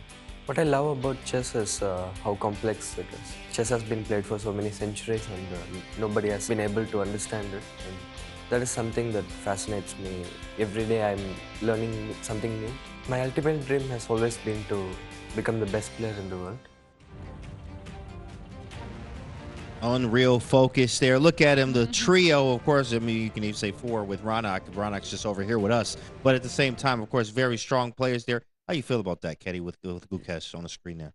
I think he's one of the strongest chess players. And James, I'm more than lucky to play one of the team competitions in his team. Okay. I'm so right, proud Ketty of with that. the subtle and flex. I'm a bit nervous. That's very nice. That's gonna be fun. That's gonna be good to be part of that team there, of course. Well, speaking of teams are coming up. Games are about to happen. Let's take a look who got what color. Let's see what happened here. All right, handshakes. Yeah, what's up? I like you, but I don't like you. Here we go. And here it comes. What color? Who got what color? Here it is. It's coming up, guys. Get the kings. Let's see. No more toss here. And, we just no more toss. The kings. Ketty. And Ganja Grandmasters gets the white color. As we can see right now, the white queen in the hand of the captain. Yeah. Well. Looking forward for this match. Looking forward to it. Ganges Grandmasters with the white pieces. Let's take a look at the matchups. Who is playing who? That is very important to understand. Now, of course, we've been talking about this all day. People have been talking about this all online, too, as well. A big boy matchup, a world championship matchup on the top board there. Magnus Carlsen versus Vishwanathan Anand. Gukesh versus Richard Rapport. Arjun Erigaisi versus Lanier Dominguez. Irina Kress versus Ho Yifan. Elizabeth Pates versus Bella. Prag versus Andriy Yesipenko. What is your matchup, Ketty, that you like? And let's get one from you, too, Ilana. Well, how can I deny to say that the first board is something that I'm going to keep the eye on for sure. Alongside with, I believe, all the viewers. How about you? It's an important game, but I feel the match could be decided on board 2. Ooh, board 2. Hot take? Hot take from Ronak there. Here's a hot take, too, from us, guys, as well, right? You see this right here. Amazon, that's our streaming partner here, our official audio streaming partner. Amazon Music is giving away one Echo show each for the male player of the series and the female player of the series, guys. So make sure you guys are watching for that. Now, we do want to take ourselves a short break here. We got Ronak in the studio. Make sure you say thanks to Ronak and Ketty being in the studio with us, guys. We're going to take a break, and we're going to come back with the matchup.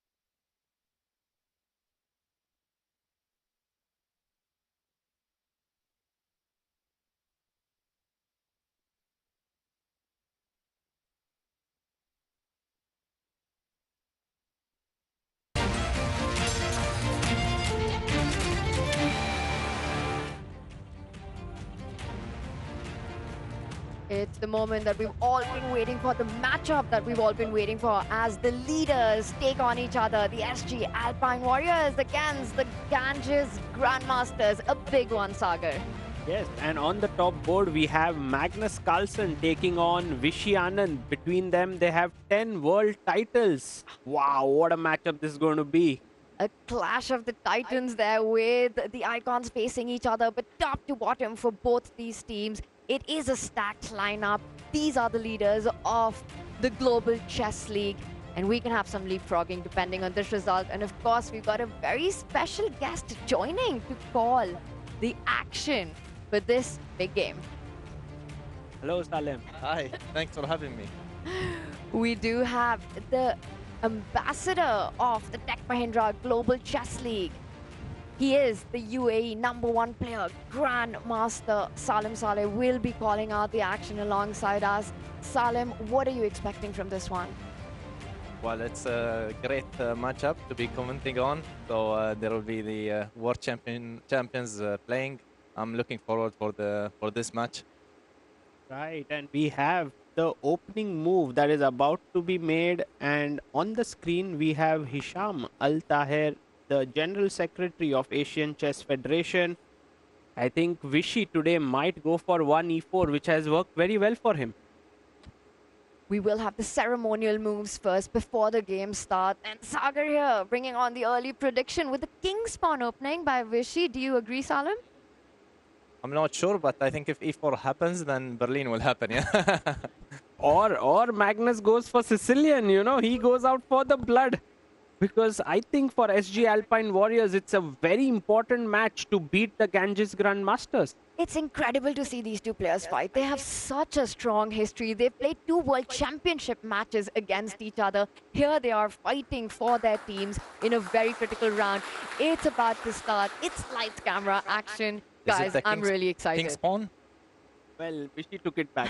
You know, Vishy is like, maybe I go e4, maybe I go d4. Yeah. And Magnus there, full focus mode he is in. I think today Magnus has to strike for his team, and so does Gukesh. He has been in not a great form. He is on 1 out of 6, which is quite terrible considering how good Gukesh is. But the one player who has been in form for the SG Alpine Warriors is Pragnananda, and we have a French defense on the board. Magnus going for a very sharp opening. He's like, let's play for a win. We have the win hour. Wow. We are in for a treat, Salim. Yes, that's going to be really interesting. Magnus has been playing French more often recently, right? Right. He played it at the World Rapid and Blitz 2022. And right now, Vishy has brought his queen out. Tanya, a lot of weaknesses around the Black King. And that's because the pawns have been moved forward and we can see some dark square weaknesses. I like the speed with which Vishy is playing. Salim, do you think he was prepared for this opening by Magnus? Yes, I'm very sure he's prepared. I think Magnus had already a few games in this specific line with the move knight c6. The queen's knight moved earlier, and you know who's famous for this move? Richard Rapport. Rapport is the one who was playing it very often. And yeah, there have been a lot of discussions here, and they are going very mainline theory now. And Richard Rapport is in Vishy's team for this tournament. You think there was some cooperation in preparation? Could be there. So many dynamics, so many narratives here, and more weaknesses created along the dark squares as Magnus continues to advance the kingside pawn. Is this very ambitious play by him? Yes, it's very ambitious, and I just recalled that actually this exact line happened in Magnus' game against Anish Giri. In which it was a blitz game which Magnus won. But the last move that Vishy did, he took the queenside pawn, in which in that game between Magnus and Giri, Magnus managed to push this pawn forward and close the full board, and he managed to clamp down the white's position. So he avoided that. Just a brief note, I'm pretty sure this is a slightly different version of the same position. And Salim is absolutely correct about the clamp down, but the pawn that eventually ended up being on c4 is currently standing on b7. Yes, that's true. And it might still happen in this game as well, because the same capture happened in the game between the birthday boy, happy birthday to you, Anish, by the way, and And Magnus replied by not taking on c5 with the queen, as he can also do here, but by pushing his pawn to b6, and that he was later able to take on c5, and then that pawn got to c4. So there is a lot of potential structure changes. If we talk about this position in more general terms, Black has expanded a great deal on the king side. The king side will be very difficult to open. And structurally, I think Black is doing okay, but the game, I think, will revolve around whether White is able to open something, in particular in the center, because White has the two bishops, but they currently don't have too much of a proactive job to do. But if the position becomes open, it will be very, very difficult for Black to control. So this is, I think, the major storyline to watch out for the future in this on this board. And this is the first moment that Anand has slowed down. After that knight development, he goes into a think. Is this a move that's taken Anand by surprise? But Anand just developed this bishop. Yes, I think he understands this position quite well. But I do get this very weird feeling with the pawns on the queen side being all lonely there. I don't like it so much, but I guess dynamically White is doing very well. White would love to pick up this pawn and put it right here, but that would be illegal. It would solve all your structural problems, but it's not possible anymore. Also notice how the queen on this square does stop White's king to get to safety by castling. Right. I believe the dark squares are weak and White has the dark squared bishop. So overall, I do feel that Vishy has done well in the opening until now. Maybe a small edge for Vishy. Yeah, I think he should be very happy with the opening outcome. Of course, it could go either side, but he got with White fighting position instead of Berlin. So I think he is very happy. Absolutely there. Maybe it's time to go for the other boards, or Tanya, should we stick here? Well, we will do a quick opening tour. Let's just point out the idea of Magnus's last move. He brings the knight to the edge to bring it to the center of the board. He wants to bring that knight forward, try and neutralize Vishy's two bishops, which could become dangerous. It's a good point to take a zoom out from this, Salem. Let's take a look at what's happening all around. It's a team competition. Every board matters. Every player counts. Right. It seems like one board where we have some kind of action is on board number 5, because I think the last move was not at all appreciated by the computer. Maybe it's just something. So can we have a look at that? That is Bella Kotanashvili against Elizabeth Pa. It's the middle bottom board that we see. We see that last move. It's been awarded by a question mark, which means that it is indeed an inaccuracy in the position. Salem, what's your opinion about this? I have seen similar motives with this push in a very similar situation. So it could be preparation, and also you have to keep in mind that White sometimes take risks in this rapid time controls, not going for objectively the best moves, but just trying to make it as sharp as possible. There we have both the players. Bella actually beat Elizabeth Bates in their last encounter, and so Elizabeth would be looking for striking back, but it seems like the position is very complicated over there. Very complicated indeed, and Bella makes the most natural looking move. You always want to develop your pieces in the opening. She wants to get this bishop into the game, but once again, an inaccuracy by her. Salem, I don't understand this, because this is a hand move in chess. It's the first move that comes to mind. Yes, I would guess that computer wanted to develop the queen side earlier, challenging the knight in the center. And this move, of course, it helps White to develop pieces, but it gives a bit of time for Black. Okay, let's see how Black can make use of it. Sagar, we will come back and see if Elizabeth Potts can make the most of this inaccuracy, but I do see she's decided to trade the bishop. There is heavy action on one of the boards that got my attention. Let's quickly go over to our bird's eye view and bring up all our 6 boards, because take a look at what's happening on that top right board. Lenia Dominguez against Arjun Aragasi. It's complete chaos. Black's king is still in the center. Salem, what do you make of this one? Yeah, it looks like the craziest position. I'm just worried that both players are very well prepared. I think this came from the French also as well, or not?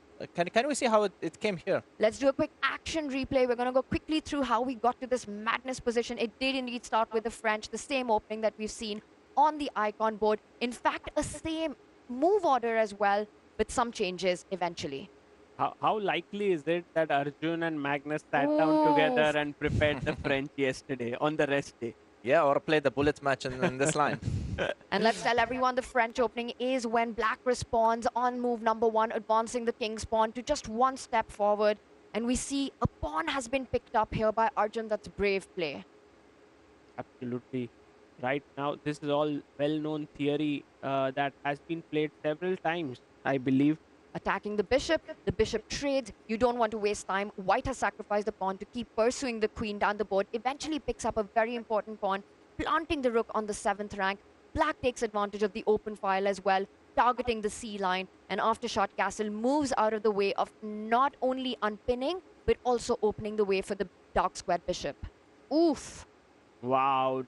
Dominguez is like, while the black king is in the center, let me just open up the position completely. And this is the live position as we have it. We see it's gone completely out of control. White sacrificed the pawn on this square, eventually went on to recapture with this pawn. Does Black have time to go short castle? I can sense a big tactics in this position. He did not. He actually moved his bishop, Tanya, and a check came in. And what is very interesting to note is Dominguez is on 16 minutes right now. And generally, it's not so easy to out-prepare Arjun. What is happening here? Salam, the players are blitzing out the moves. Yeah, this must be in computers of both players, yeah, this position, because it's so sharp to play so fast. So they probably very well prepared. And okay, so White is not going for a petition. Maybe he's still thinking that there's a life going on here. Maybe Master Svidler knows what's going on. I can only say that Linier remains sort of passionate about chess theory. He works on chess as much as maybe anybody in the world, and it's not a shock to see him. This is, by my estimation, move 22 or thereabouts. I can't see the move number on my screen, but he's on 16.5 minutes so far. Clearly hasn't thought about a single decision yet. Arjun either was remembering, because he's also doing this very quickly, or just worked it out over the board. But yeah, clearly a theoretical contest between these two players. And the position remains tricky for Black to play, because obviously you need to do something about the threat of Rook d1, d8. If you give White the move here, Rook d1 probably just ends the game on the spot, because it will land on the back rank and win the queen, while Black still hasn't connected the Rook with the action. So I assume you have to play a move like perhaps g6 or g5, something along those lines, trying to get the king out, and that will perhaps give you time to consolidate. But I've never seen this before, so it's very difficult for me to judge whether this is good for Black or not, whereas Linier clearly has. And much will depend, I think, on the next couple of moves by Arjun, because I'm pretty sure if you go wrong here, the game might just end. Beautiful insight there by Master Swidler. And guys, if you would like to get more such insight from the one and only Peter Swidler, then please do tune in to Amazon Music, our official audio streaming partner, which is giving away one Echo Show for the male player of the series and the female player of the series. And you can follow the highlights on that platform. I'll tell you the one big contender for male player of the series, and he does belong to the SG Alpine Warriors. Let's bring up our bird's eye view and take a look at Pragnananda, the junior board. He is playing against Andrei Esipenko. He's on a 5.5 out of 6. Salim, he's on fire. Yeah, I mean 5.5 is crazy, right? Yeah, he's playing so well. And guys, do you know that he's himself scored more wins than all of the teammates victories put together in his team? So that's just amazing what Prag is doing here. Incredible gameplay by Pragnananda. He became a grandmaster when he was 12 years old. He's one of the youngest grandmasters in the history of the game. And he's often spoken about how his idols of the game are Vishy Anand and Magnus Carlsen. And here he is today, playing in the same team as Magnus and playing against the team of Vishy. Absolutely, and I think he is looking to beat Andrei Esipenko.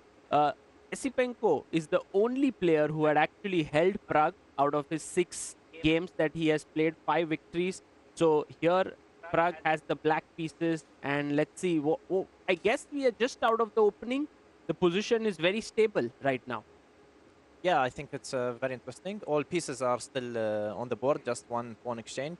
And I guess for black to equalize, because white has a little bit of more space to push the pawn in the center, and if he manages to exchange those pawns, then the pawn structure will be symmetrical. But of course, black has to keep in mind that the queen is under this rook, and it has to move somewhere else before doing this push. So perhaps the rook can move, slide up, and queen can go to the side, to the queen side. Yeah. Very interesting. Salem suggests some good ideas for black here. Rook c7 and queen a8. Excuse my arrows. So you want to move up with the rook here? Yeah, it's just an idea. I'm not sure that it works directly, but it could be an idea to improve the queen. Yeah. Right. That's a very nice way of finishing development. And not only that, it clears the path for this rook to actually join in on the attack on the C line. Right. So right now we also see the standings on our screen. Ganges Grandmasters are on 59 game points with 12 match points, and whoever wins this will actually top the leaderboard. Tanya, should we go back to the third board? We should, and I'm looking at the points table, and I'm just amazed at the fight that's going on. We've got 2 teams at 12 match points, but the Ganges Grandmasters with more game points. What is it, Salim, that set the Ganges Grandmasters apart from the other teams here? Pragnananda. That's a good answer, precise and to the point. Pragnananda doing really well for the SG Alpine Masters. For now, should we go to board number 3? Let's go to Arjun versus Dominguez, and then we'll also have a look at our icon board. What's happening there right now? It's Arjun. Arjun has just moved his pawn on the king side. Master Swidler on point there with his suggestion. Arjun agrees. He says, I need to get my king out of this problem back rank that he's got. He does step away, not allowing any checks on this square. Master Swidler, what do you make of this? There was just a very intricate moment just a second ago when Linier gave a check from the d6 square and Arjun immediately moved his king away. It might look at first that why not just interpose with the queen and then try to develop your king to a much better square, the dark square on g7, which will allow the rook to come free. But then you actually become very, very cramped, and I think the problem here is white can play something like rook b1, and this will more or less and completely force black to trade queens while also giving white a very, very strong passer on the d6 square, and that rook ending looks very, very dangerous for black. So I think Arjun is doing the right thing by playing king g8, but he has to calculate very cleanly because white can and probably will play the rook to the open file now, rook f1 to b1, and then black will need to face some very serious threats. You should probably immediately start giving checks in reply, and it looks like, judging by the evaluation bar, that precise defense still holds for black here. But unless you know exactly what's going on, I'm pretty sure you feel quite nervous as black because it definitely feels like you're playing against somebody who is very well prepared, and it might just work out for white move by move. And it's so important, as you're pointing out, for Arjun to be precise right now. The move you want to make is step up with the king, open the way for the rook, but this falls into a massive trap here. White comes in with the check, you're forced to go back. And now the idea of coming onto the open file, and this would be game over. So Arjun not only needs to think fast, he needs to be precise in this position as well. Right. Yeah. And I would like to bring your attention to, if in case of the scenario that black takes on d6 and allows this this passer, there is a c pawn which looks very far, but it can come very quickly, and white might have 2 passed pawns. Oof. It's very unusual that, you know, it's not usual. Usually you think about this d pawn, but the c pawn comes in and it can be problematic. Yeah, those 2 pawns are like 2 friends who are far away but will get together very soon. For now, as the masters have said, Arjun is under pressure, but he's handling it well, and Dominguez brings his rook in. Huge threat on the board. Basic, but a big one. Yeah. And Arjun might have only one move right here. I don't even think that he may have too many options. Is there something crazy like I did not calculate, but just to go and give the rook and go for the perpetual like queen a4, or it's a mate? Am I blundering? Wow. Just a thought, because And Salim's idea is that white can go in for the rook and win the rook. Yes, and then just because black's only compensation for inactivity of pieces, that white is king is very open, and maybe you make a draw here. Yeah, this seems very likely, Salim, because the bar has not moved one bit here while you suggested the moves. Very interesting. Arjun has to actually give up a rook, perhaps, to save his position. It's all about piece activity, Salim. And I think it's very impressive. He might have seen it before going g6, king g8, if he goes for it. Master Fiddler. Yeah, I think so. And also I wanted to, since we've been talking about this position for quite a bit, in the meantime, there have been very important developments on board too. And sadly for SG Alpine Warriors, Gukesh continues struggling, and his position now is extremely dangerous against Richard Rapport. He's already lost to Richard in the first half of the tournament with the white pieces, and now he's in trouble against Richard again with black. The position perhaps doesn't look that bad at first glance, but the more you look at it, the more you realize that the black king is somewhat left behind. Most of Gukesh's pieces are on the other side of the board, and Richard, very understandably, realizing that, is now aiming all of his pieces at the black king. And yeah, defense now will be very, very difficult for Gukesh. It looks like he is in quite a lot of trouble here, almost immediately out of the opening. Wow. And meanwhile, Sagar, Arjun has managed to find the defense that Salim pointed out. We might be seeing a big rook sacrifice on the board. Let's quickly rush over to the big board between Lenia Dominguez and Arjun Arigassi. That's board number 3. Queen has landed on the square, Salim. Great find by you. Wow, it's a great find by me, but black has to see it far before, and it's very impressive that you know, you are under pressure, your opponent comes, he makes all the moves very fast, and you don't know, you might be lost, yeah? And to go for it, it's amazing. Yeah, Arjun, very confident, and I think this is the thing about youngsters. They believe in their calculations, even if their opponent has 16 minutes on the clock. Arjun is actually taking on Lenia's home prep and coming out quite well over there.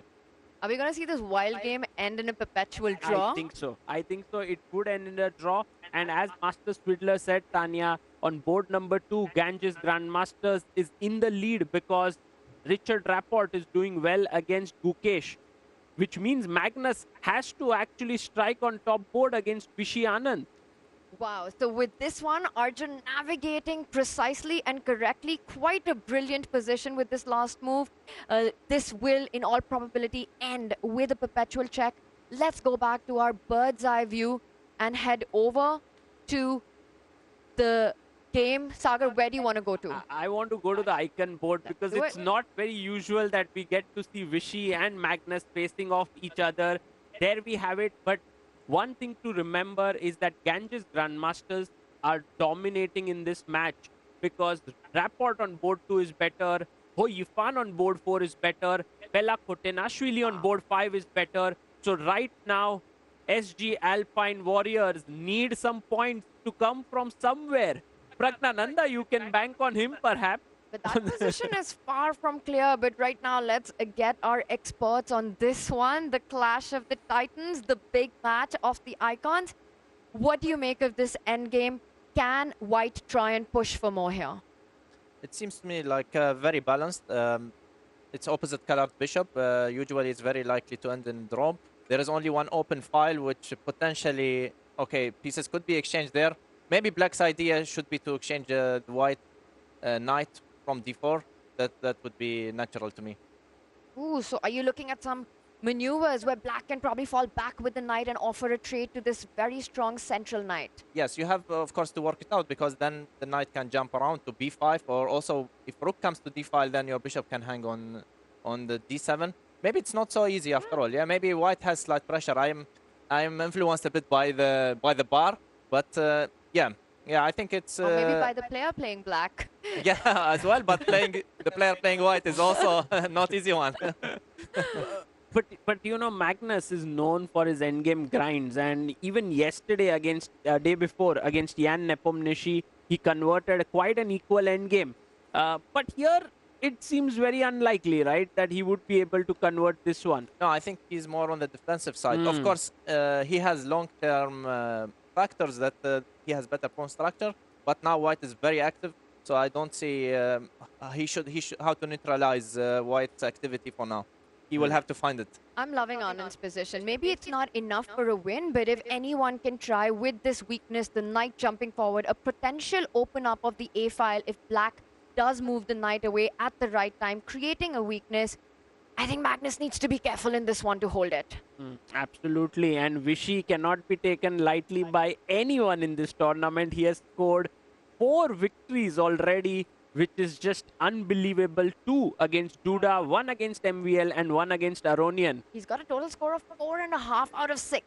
Magnus with a total score of 3.5 out of 6. So on the icon board, Vishy currently leads. Absolutely, absolutely there. Tanya, should we zoom out a bit and go to another board? Maybe we have a very quick look at board number 2 between Richard Rapport and Gukesh, because look at Rapport, how he has transported his rook to the king side for the attack. Does this rook just jump from f1 to g4? It just did. It starts on this square, it's landed on this square, and the path it took was you first castle, bring your rook to the central file, do a rook lift, do you even rook lift, and then you slide across the board, and now you're targeting a weakness. But White needs more forces to bring on the attack. Yeah, but Tanya, 2 knights are waiting there. The queen might join in. The bishop might drop back. I guess this is looking very dangerous. It looks very scary. And also, beside that, White has so many pieces there. Look at the black pieces. Look at the bishop on b6. And most of black pieces are on the queen side. So who's protecting this king? That's a great question. And the answer is no one right now. Yeah, the king is all alone. All alone. You can divide the board into half. The central line, and majority of black pieces you'll see on the left side, on the queen side. All the ideas that you've been highlighting, the knight jumping in, putting pressure here. There could be a potential battery of the bishop and the queen lining up. And then there's a mate on 8-7. Is this a very dangerous attack for black? I just actually noticed that it's even white to move. I thought that it's black to move, and it looked very scary. I mean, no, this is looking very, very scary for black. It can already be bad. I can see so many threats, like, okay, what happens if knight starts jumping? Of course, like knight f5, simply, what's going on there? Yeah, and you're piling up the pressure on the g-pawn. For example, there's a nice mate. Okay, it's not necessary, but let's say rook g8 would be natural to protect the knight g5 and followed by rook h4. So that's stunning. Knight g5 threatens the pawn, and I've got to show this whole idea. Yes, you can pick up my knight, but you know what? I want to land on the h line. I first land with my rook. This is clearance. Salem on the spot with tactics. The queen jumps in. Beautiful. Only move. So the queen is already attacking from there, yeah? Wow. That was so quickly spotted by Salem. And right now, Gukesh in big trouble. Someone just mentioned that Gukesh hardly loses games in a year, and here he has already lost 5 games. That's more than what he maybe lost in the last entire year. And this might be his 6th one. Yeah, for sure. By the way, the move has been played what Salem just mentioned. The knight jumped forward. Gukesh brought his bishop back, and now maybe there's some killer blow coming up. Yeah, you have to pay attention that actually this bishop was protecting the knight in the center. So, okay, white can make use of it. Maybe use the other knight now, some knight 3-4, for example. It would be an idea to keep this knight in attacking position while making a threat on that knight. And then the queen can come up to f3. Oh, very nice. Wow. White would love to win a piece here, but if you take the knight, black takes it back, so you're pointing out first to defend the knight. Peter has something beautiful, I feel. Yeah, I have a very beautiful idea, but I'm very sure it's wrong. I very much like knight h4. I suspect it's the most efficient way, and also the least fussy way, so to speak. I mean, you don't actually need to be particularly fancy, but something I wanted to try was, I want to go knight takes h6 here, just to show you how you can include some more pieces in the attack. Wow. I'm sacrificing both the rook and the knight, but taking the rook is impossible because knight takes f7 collects everything. And my point is, if you take my knight, after knight h6, I wanted to play queen d2.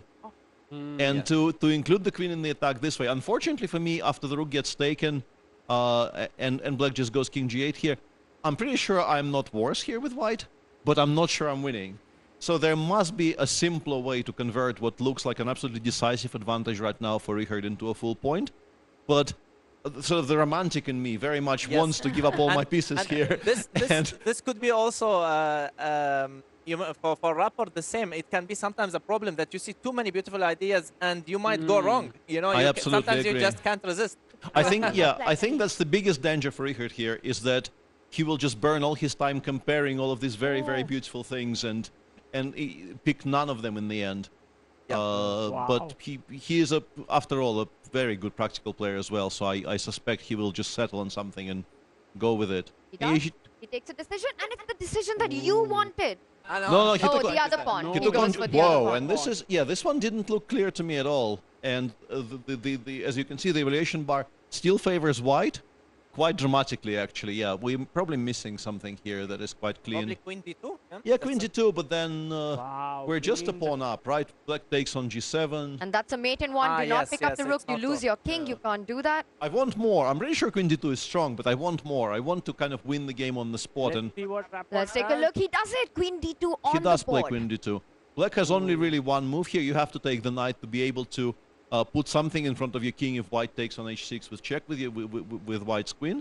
So rook g7 is strictly the only move. I'm not entirely sure what Gukesh is thinking about here. And this is perhaps a good time to bring up the one piece of chess wisdom I always mention. If there's only one move in the position, just make it. Don't try to calculate how it ends. It makes no difference. He does make it, and currently black has an extra piece, but a very weak king. How does white finish this off? Because you have sacrificed the piece. Yes, but you can also just go for material and exchange the rooks and pick up the knight in the center, and you are pawn up. And then we can see maybe this is the most practical way. It's not the most beautiful way. Yeah, I think he ends up doing that because taking the pawn with check runs into rook h7, after which I think we lose more material. That just looks. Hang on, is knight g5 winning here? Is knight g5 winning here? Oh my God! But he doesn't go for it. There are some different ideas, but let's stick to our live board as he goes for a practical decision of re-winning the material, restoring the balance. He's up a pawn, but at least the king isn't getting checkmated anytime soon. Yeah, pieces are traded, and I think Gukesh might have some chances to hold this game, which is actually great news for SG Alpine Warriors here.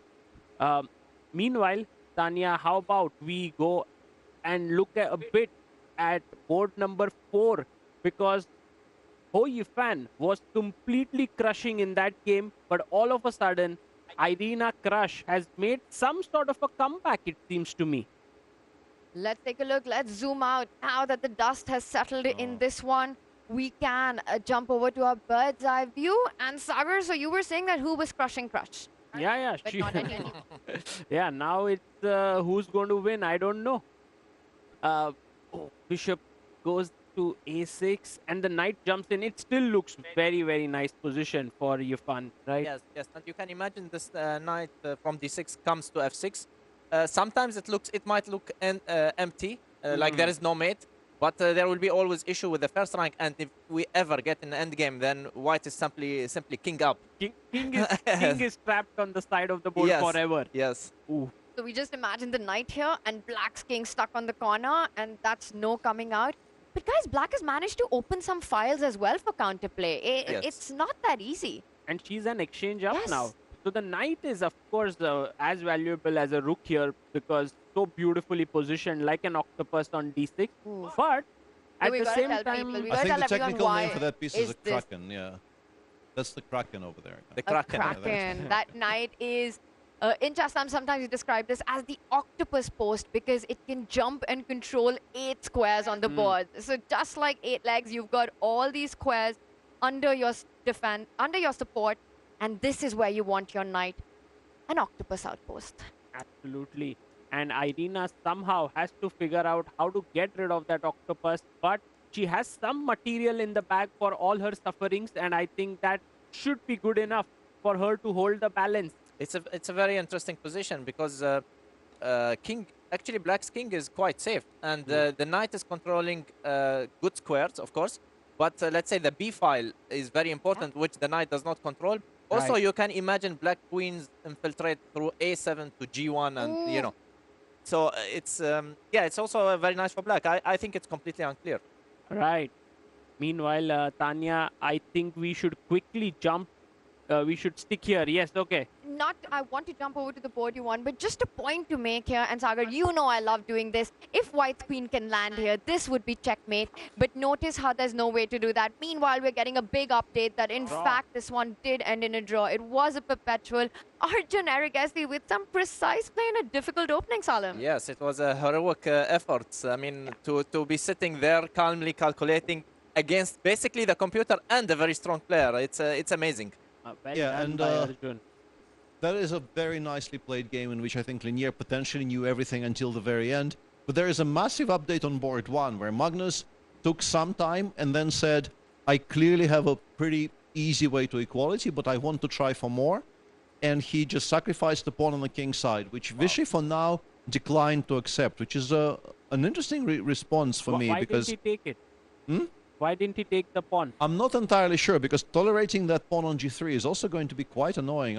I don't know exactly what Vishy intends to do from here. This is a bit confusing to me. Let's bring up our analysis board and show the lines that Master Swidler is talking about. This was the moment, and right here, Magnus decides to sacrifice a pawn to open some potential G lines. And Peter, we were looking at this position. White can capture the pawn with the knight and the king. It's clear you shouldn't take it with the king. It allows the check, and you end up losing the g2 pawn. But as you were mentioning, that Magnus, in fact, could have taken this pawn with the knight. Yeah, it was, I think, very timely push, because now, let's say, if Magnus plays the rook g8, then the knight will be stuck because you can't move it due to the g2. And black has an additional idea of rook g4 attacking f4, and it's hard to protect. So you don't have the time to go like rook d1, rook g1 protecting and consolidating. So it was a timely push. And now after, I think, Vishy moved his king, he's now maybe threatening to take this pawn. And what happened? He protected the pawn, yeah? Wow, and we've got a big result, Sagar, a big update coming in that Rehad Rapo has won his game against Gukesh. That is the 6th loss for Gukesh. Right, and that means Ganges Grandmasters are leading this match with a score of 4-1 now with 4 matches to go. Brilliant play by Richard Rapport there, and this means that SG Alpine Warriors need someone to strike. Tanya, is it going to be Magnus Carlsen on board number 1? They need a board, and there we see Rehad Rapo. He's walking off. He's done what needed to be done for the team, but let's rush back to our boards, which are live, and it is this icon board. All eyes on this endgame currently. Will the Magnus touch prevail in the endgame, or will Vishy's experience here, will he be eventually be able to win the pawn? Right, and look at that, the time that Vishy has kept, 4 minutes for himself, 2 minutes 30 seconds. So Vishy clearly knows that time is going to be playing a crucial role in this game. Yeah, I just wanted to say that whenever you ask the question, you know, who is going to be striking back for SG Alpine Warriors, and if your answer isn't immediately Prague, what are you doing with your life is very unclear to me. And it seems like it might be true again, shockingly, because he appears to be taking over control in his game against Andrei Yasipenko. The position sharpened up fabulously in the last couple of moves, and it's, I think, becoming difficult to play for Andrei, because suddenly Black developed some very serious threats on the king side. So maybe this is the one to go to. Board 6. Quickly, we will zoom out of this one. Let's point out that right now, Magnus's bishop is attacked. He will probably move back. This is going to be a slow endgame grind, but for now, it's all eyes on Andrei Yasipenko taking on Pragnananda. What makes Prag so strong in these formats? Yeah, I think his calculation in general is amazing. He's well prepared, and he has the will to always play for a win. So he has the full package. Very well said there. And also the knight. Look at that. It's stuck right inside White's camp. What is it doing there? It's insane, because not only is it inside White's camp, it's begging to be taken. Yes. He's saying, you know what, you take this knight, my pawn will take the place of that knight, and then look at that monstrous bishop. This opens up. You start pushing your pawn forward. Your pieces are coming in for White's king. This is dominating knight. It's a nightmare for White. Absolutely, and both players down to 1 minute on the clock. Tanya, anything can happen in this game. We absolutely should be watching this board, but I also will say that more problems for SG Alpine Warriors, because Hoifan is now completely winning against Irina Crush. We don't need to switch there. That game will finish pretty soon. But that means that the Ganges Grandmasters will be will have 2 wins against currently no wins for the SG Alpine Warriors, and they will need to win 2 games somewhere. I think Prague must win now, and I'm guessing Magnus and also Elizabeth Pates will have to play very sharply for a win, sort of passing up every opportunity to make a draw, because the match stands very, very critically for Alpine Warriors right now. Right. Very, very rightly mentioned there. So Ho Yifan might win there. And actually, I feel, Tanya, this match is not over because Pragnananda is pressing with the black pieces while Magnus is also pressing on board 1. This is going to be a very close encounter. It's going to be a close encounter and a crazy one. Look at this position that we have in front of us. The whole board is on fire. Every single piece is hanging. Black knight is hanging. Another knight is hanging. White knight is under pressure. What is going on here? One thing is clear, Salim. White can't pick up this knight with this pawn because notice how the queen jumps in and takes the bishop. Yes, and the other knight now is jumping in, and no, it looks insane. I mean, wow, Prague is amazing. Let's just show that if White was to get greedy with the knight, your queen jumps in. I'm hitting your bishop. I'm coming for your king. My pawn is advancing down the board. This is game over. Do not touch that knight. Yeah, and Prague finds a very, very good move there, moving that knight further into the white camp. And what this move does is he wants to simply trade this knight for the bishop that is currently standing on the starting position, and then the other knight will have a fantastic outpost on d3. And if that happens, Black's position becomes absolutely dominant, and Andre actually can't really do anything about it. He just makes this kind of a quiet move, but Black can still take the bishop and get the other knight into that absolutely dominating position in the middle of White's camp. And yet, looks like Black is just winning. This is kind of stunning performance by Prague, because he is playing against very good players. 6.5 out of 7 is barely believable. Yeah. Andrei Asipenko, one of the biggest prodigies in the world, and Pragnananda making it look easy with the black pieces. Prague has got all his pieces beautifully positioned. Salem, any chances for White here? I think there are chances. I mean, in hands of Prague, in his form, I think there are no chances. And Black can also, I was thinking that maybe Black will go for the end game. I think Black has a lot of good choices here, and it's not so hard for Black. Also, I think that wins now for Black, just a reminder, it's more valuable than wins with White. So this could turn in their favor, yeah. Right. Unfortunately, it's difficult to see where they can win elsewhere, because I think Anand found a sequence of very precise decisions and should now be holding against Magnus. Magnus will, of course, continue pressing because Magnus can see the match situation. He will assess it correctly. He will know that draw is nowhere near good enough. But I don't really see too many resources available to him. So basically, Elizabeth Pates needs to win, and her position isn't really better. She's fine, but winning it will not be an easy task at all. Wow. And meanwhile, another result coming in as Hu Yifan has won her game against Irina Krush, but it's all eyes on this one. Let's stick to this as Andrei Asipenko is down to 11 seconds. Both players under 20 seconds on the clock.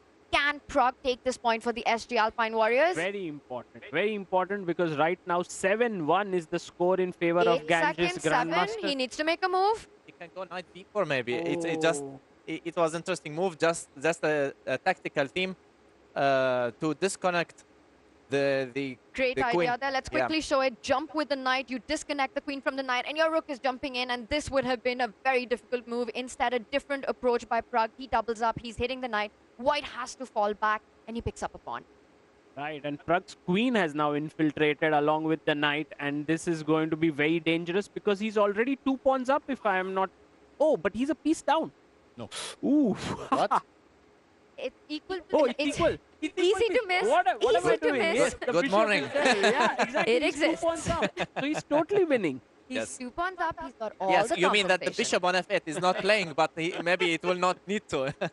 It will play at some point. Ganges Grandmasters looking firmly in control of this match, although Prague is doing his job for the SG Alpine Warriors.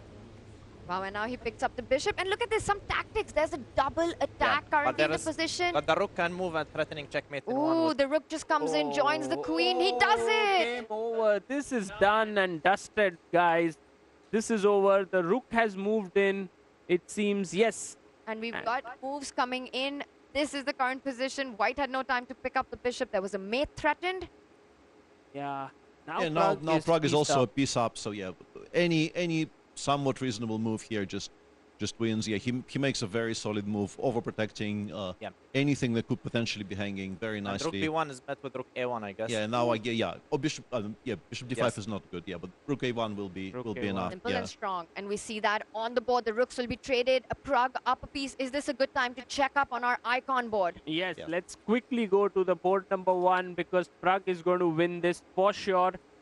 We can bet our house on it. And right now, Vishy Anand is hanging in there. This is trickier than we thought, and Magnus did find a way to actually continue asking questions because whoa! What happened?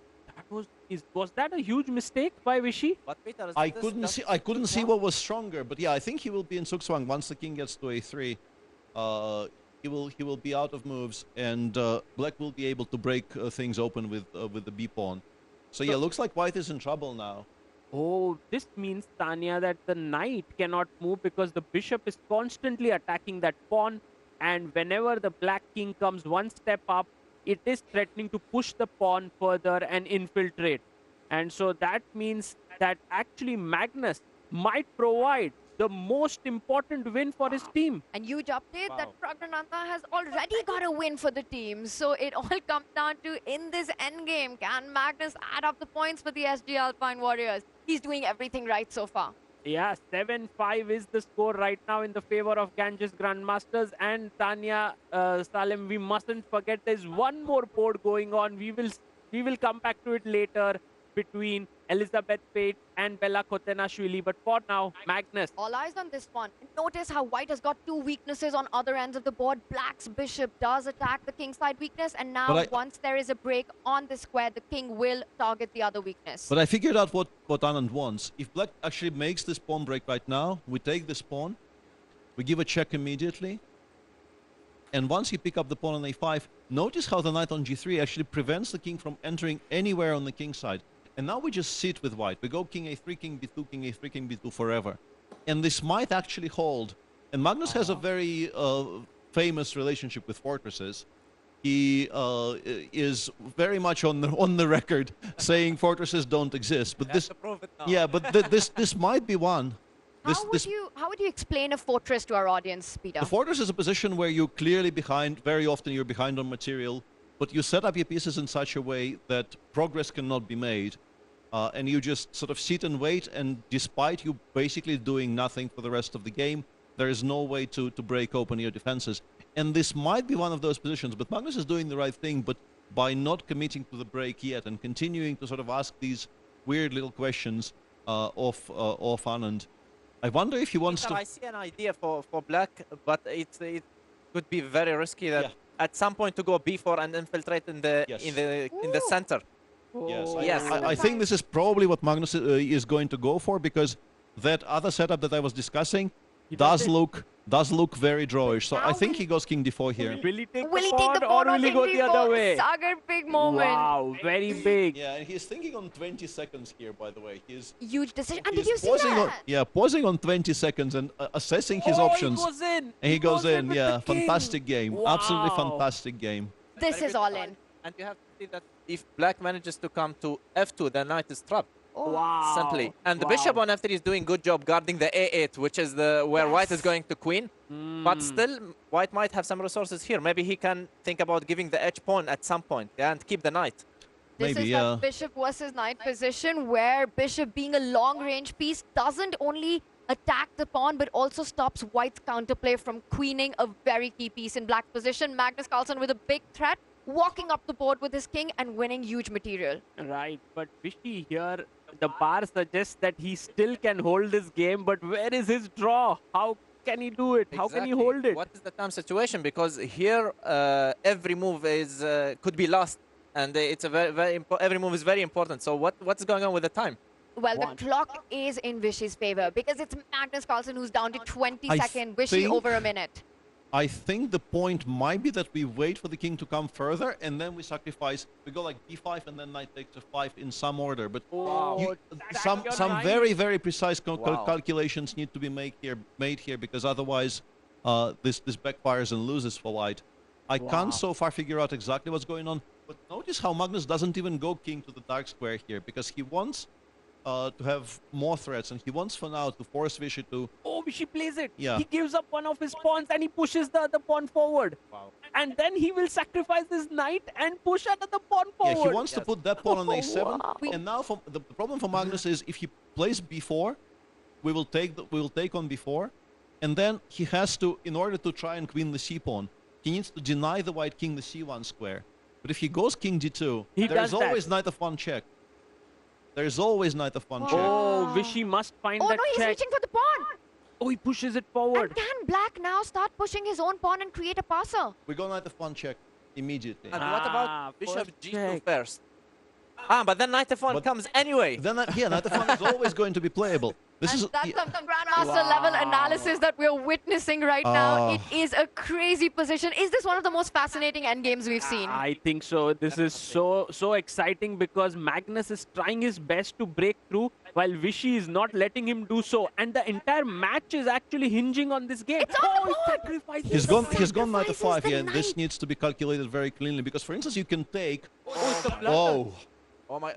You can also think about b4 first, so maybe. Either take, allow e6 and go b4, or play b4 immediately. Magnus takes because I think he wins on the other side of the board and he wins faster. And let's just explain this to everyone. You've sacrificed the piece so that you can overload this bishop. You want to create two passers. You want to start pushing the pawn. And now Vishy slows down after Magnus recaptures. He realizes that this was a mistake. But what's the blunder? If you push your pawn, what does Black do? We go b4. You're too fast. Oh, the Black. And if we push our pawn further... This apparently... Check with check. Takes, king moves to the side. Oh my god. Also, there would be the c3 check if you go to a2, stepping out of checks. Yeah. Magnus, Vishy is in a think tank. Yeah, let's continue this. Like king a2, c2, and queen. And then c3 check. Wow! Oh, and you queen with a check. So I guess we go king a3 and then king b4. And that position might not be that bad, in particular against 10 seconds. But yeah, we should just watch because as you can see, even the evaluation bar is having second thoughts about many things. And yeah, I think Vishy just has to push his pawn and then get the king up the board and go from there. Magnus will take. We go to the dark square. Oh, you know, he goes that side. And Salim, your idea might be on the board. You push one pawn, then you push the other pawn, and you queen with a check. Right, and there you have it. Vishy makes one queen. Oh, there, so that it attacks the bishop. No, but this endgame will be lost. Oh, look at Vishy there. He's so unhappy. And he smiles. Why? He smiles because he knows that this is a position where he had it under control. Black can simply pick up the queen, and then you just queen yourself. No, but then the bishop. Maybe Black can preserve the bishop. Can Black try to do that? Yeah, but I think the queen ending is so winning. Queen ending is just winning. It's so winning that we don't need to even think about that. Yeah, I think this is... It's never seen before. Vishy smiling at Magnus. And Magnus smiling back. Peter, what happened there? I'm not entirely sure. Yeah, maybe.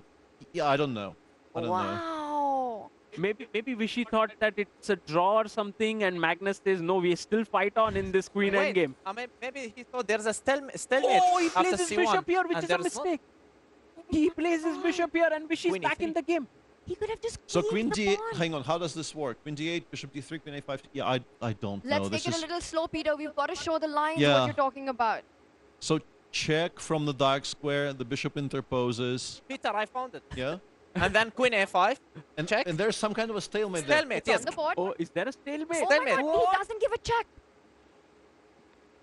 Oh my God, is that a mistake? What? Can Black just queen now?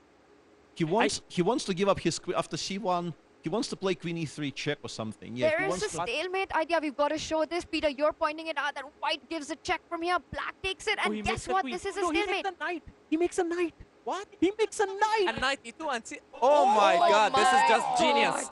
This is just genius. This is unbelievable. Wow. He makes the knight because if king goes down, there's a fork Let's happening. show that. You come here, you walk into a fork. But target The if I king go has up, to go up.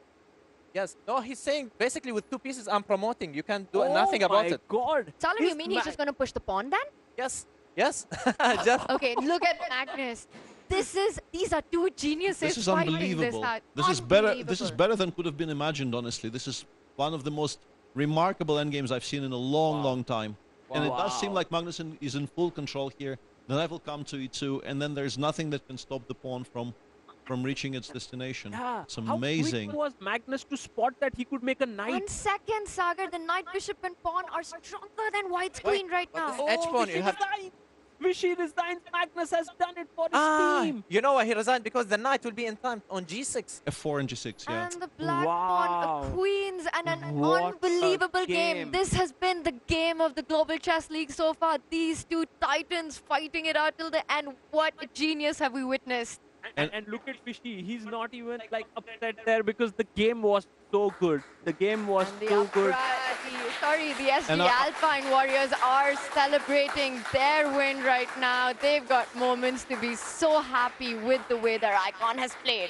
And I just want to point out that today, as on many other days, but today in particular, there's a lot of people there watching it live, and what a spectacle they've just witnessed. Just imagine watching this live as an amateur, as somebody who just decided to randomly choose today to watch top level play, and this is the game you get. Chess at its finest. Absolutely, this is fantastic. And this end game was for people who say that end games are boring. They're not saying that anymore. Some, eh? Yeah. Come back here. And look at this, the two players, they're still analyzing. That's how rich this game was. They are unable to leave the board. Right, and let's just mention to our viewers that SG Alpine Warriors have actually won the match with a score of 10-8 here. Ganges Grandmasters were very close, and there you have, they are analyzing the endgame. You know, SG has won, Ganges has lost, but right now it's time to look at this endgame. This endgame deserves a book of its own. This game deserves a book of its own. It's one for the history books. What we witnessed is unbelievable today. Yeah. Right, and actually this was the critical moment where Vishy thought it was a draw, but Magnus underpromoted to a knight on the next move. Yeah, the defense was probably very hard. I guess there would have been better version of white queen when allowing the promotion of knight, but it's very hard to understand it with few seconds. The last position there. And they are still not sure. They're still not sure. Yeah. The two best players on the planet still not sure. Looking at that last moment of the game. This is the final moment of the game. Anand looking at Magnus. Unreal stuff. What a game this has been. Yeah, I think Vishy is just telling Magnus that he should have done it the other way, bringing his queen from the other square. Or maybe someone should order dinner for these guys. It might last forever. Yeah. And the chief arbiter is waiting there. He's like, okay, guys, are you going to sign the score sheet? And then there we have it. There we have it. What a game this was. Both players fighting their best, and applause there. A very well-deserved applause for both Vishwanathan Anand and Magnus Carlsen. Just amazing stuff. Brilliant. Look at Magnus. He's smiling there. He knows he's done it for his team. Wow. Huge victory there for SG Alpine Warriors. Leading from the top with a masterpiece, Magnus Carlsen and his team, SG Alpine Warriors, taking a big win. And we will be back with a very special guest. Don't go anywhere. We'll be back in just a few.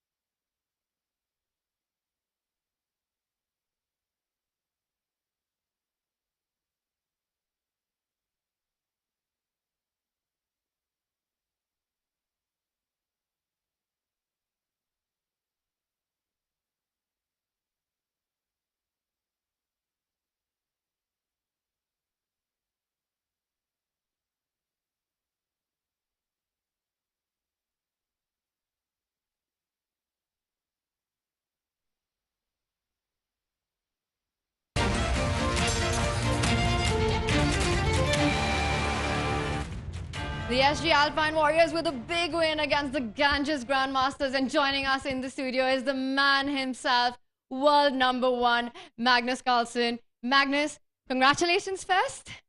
Yeah, thank you. That's a huge win. A crazy game. What happened? You know, it started pretty quietly after he exchanged queens. You know, the position was pretty equal. And then I was trying. He was first setting up a fortress, then creating counterplay. Then there was this amazing stalemate idea that I thought, yeah, this is really nice, and I don't know. It was pretty insane. I felt like from the very beginning that I probably had to win today for the team. So I was just trying, pushing. He was fighting back, and it was just a lot of fun. Magnus, an amazing endgame that was. Fortresses. We could have had potential stalemates. How does it feel to win such a game at the end?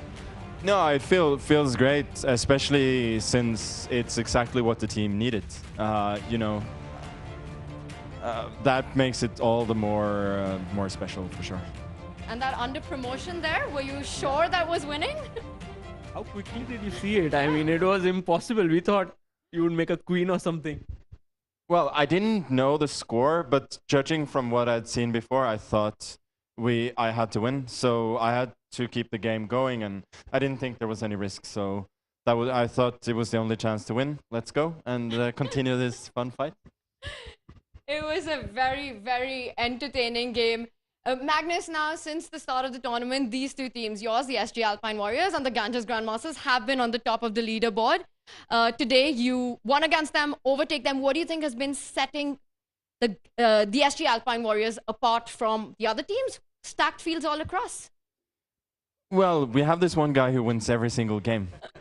That kind of helps. So I think we've got good performances from a lot of people. The women have done extremely well in general, I think, but Prague has been the absolute star.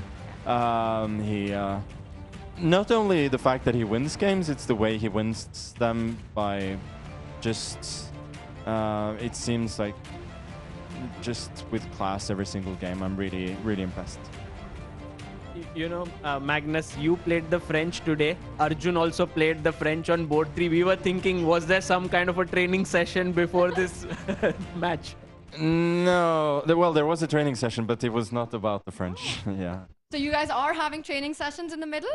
Yeah, but for something else. We're playing some training games. And now the SG Alpine Warriors are at the top of the leaderboard. Let's bring that up. Magnus, how do you assess your team's chances to win the whole thing?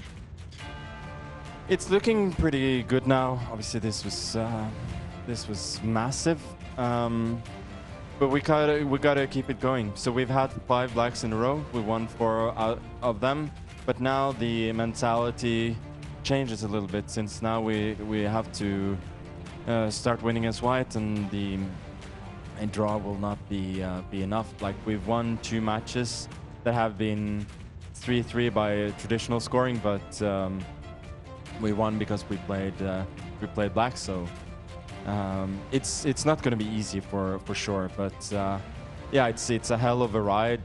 Every match comes down to the wire, and so far we've come out on top. So hopefully we can continue. And you're having fun playing here? Oh yeah, it's a lot of fun. As I said, like, it seems like just every match there are so many twists and turns that it's a great ride. And personally, like, I've won 2 games in a row, so I cannot complain. You know, Magnus, I think 2 matches before, you won your game, but the team lost. Then last time you lost and then the team won. But today you won and the team also won. So today is a very special day. Yeah, it's very nice. This is the 3rd game that I win, and the previous 2 were our 2 losses. So to be able to actually help the team win feels pretty good.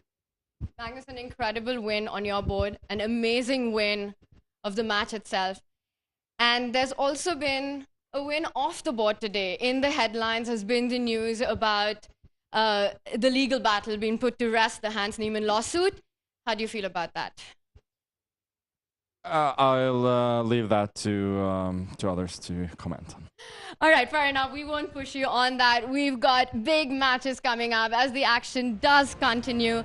And let's bring up our schedule as we've got the Chingari Gulf Titans taking on the Triveni Continental Kings and the Ganges Grandmasters against the Baden Alaskan Knights. The last few matches, Magnus, we've been seeing teams who were at the bottom of the table score big wins. So it's still a field wide open and hard to call. Yeah, I think it's just the fact that the event is set up such a way that the teams are pretty even. So it makes sense that some teams that were not doing so hot are striking back, and I think we will see fight till the very end for the top couple of spots. Well, awesome game. And Magnus, you are an amazing ambassador of the game as well. It's awesome to have you with us. Thank you for this entertaining game that you played. We're still getting over it. Yeah, thank you so much. Sagar, this has been a fantastic. I'm going to go back and analyze this game for at least 3-4 hours now because so many variations were there. Brilliant. Magnus Carlsen there, the 15th-time world champion with a big win for the SG Alpine Warriors. The fight continues in the Tech Mahindra Global Chess League. We'll be back with more tomorrow.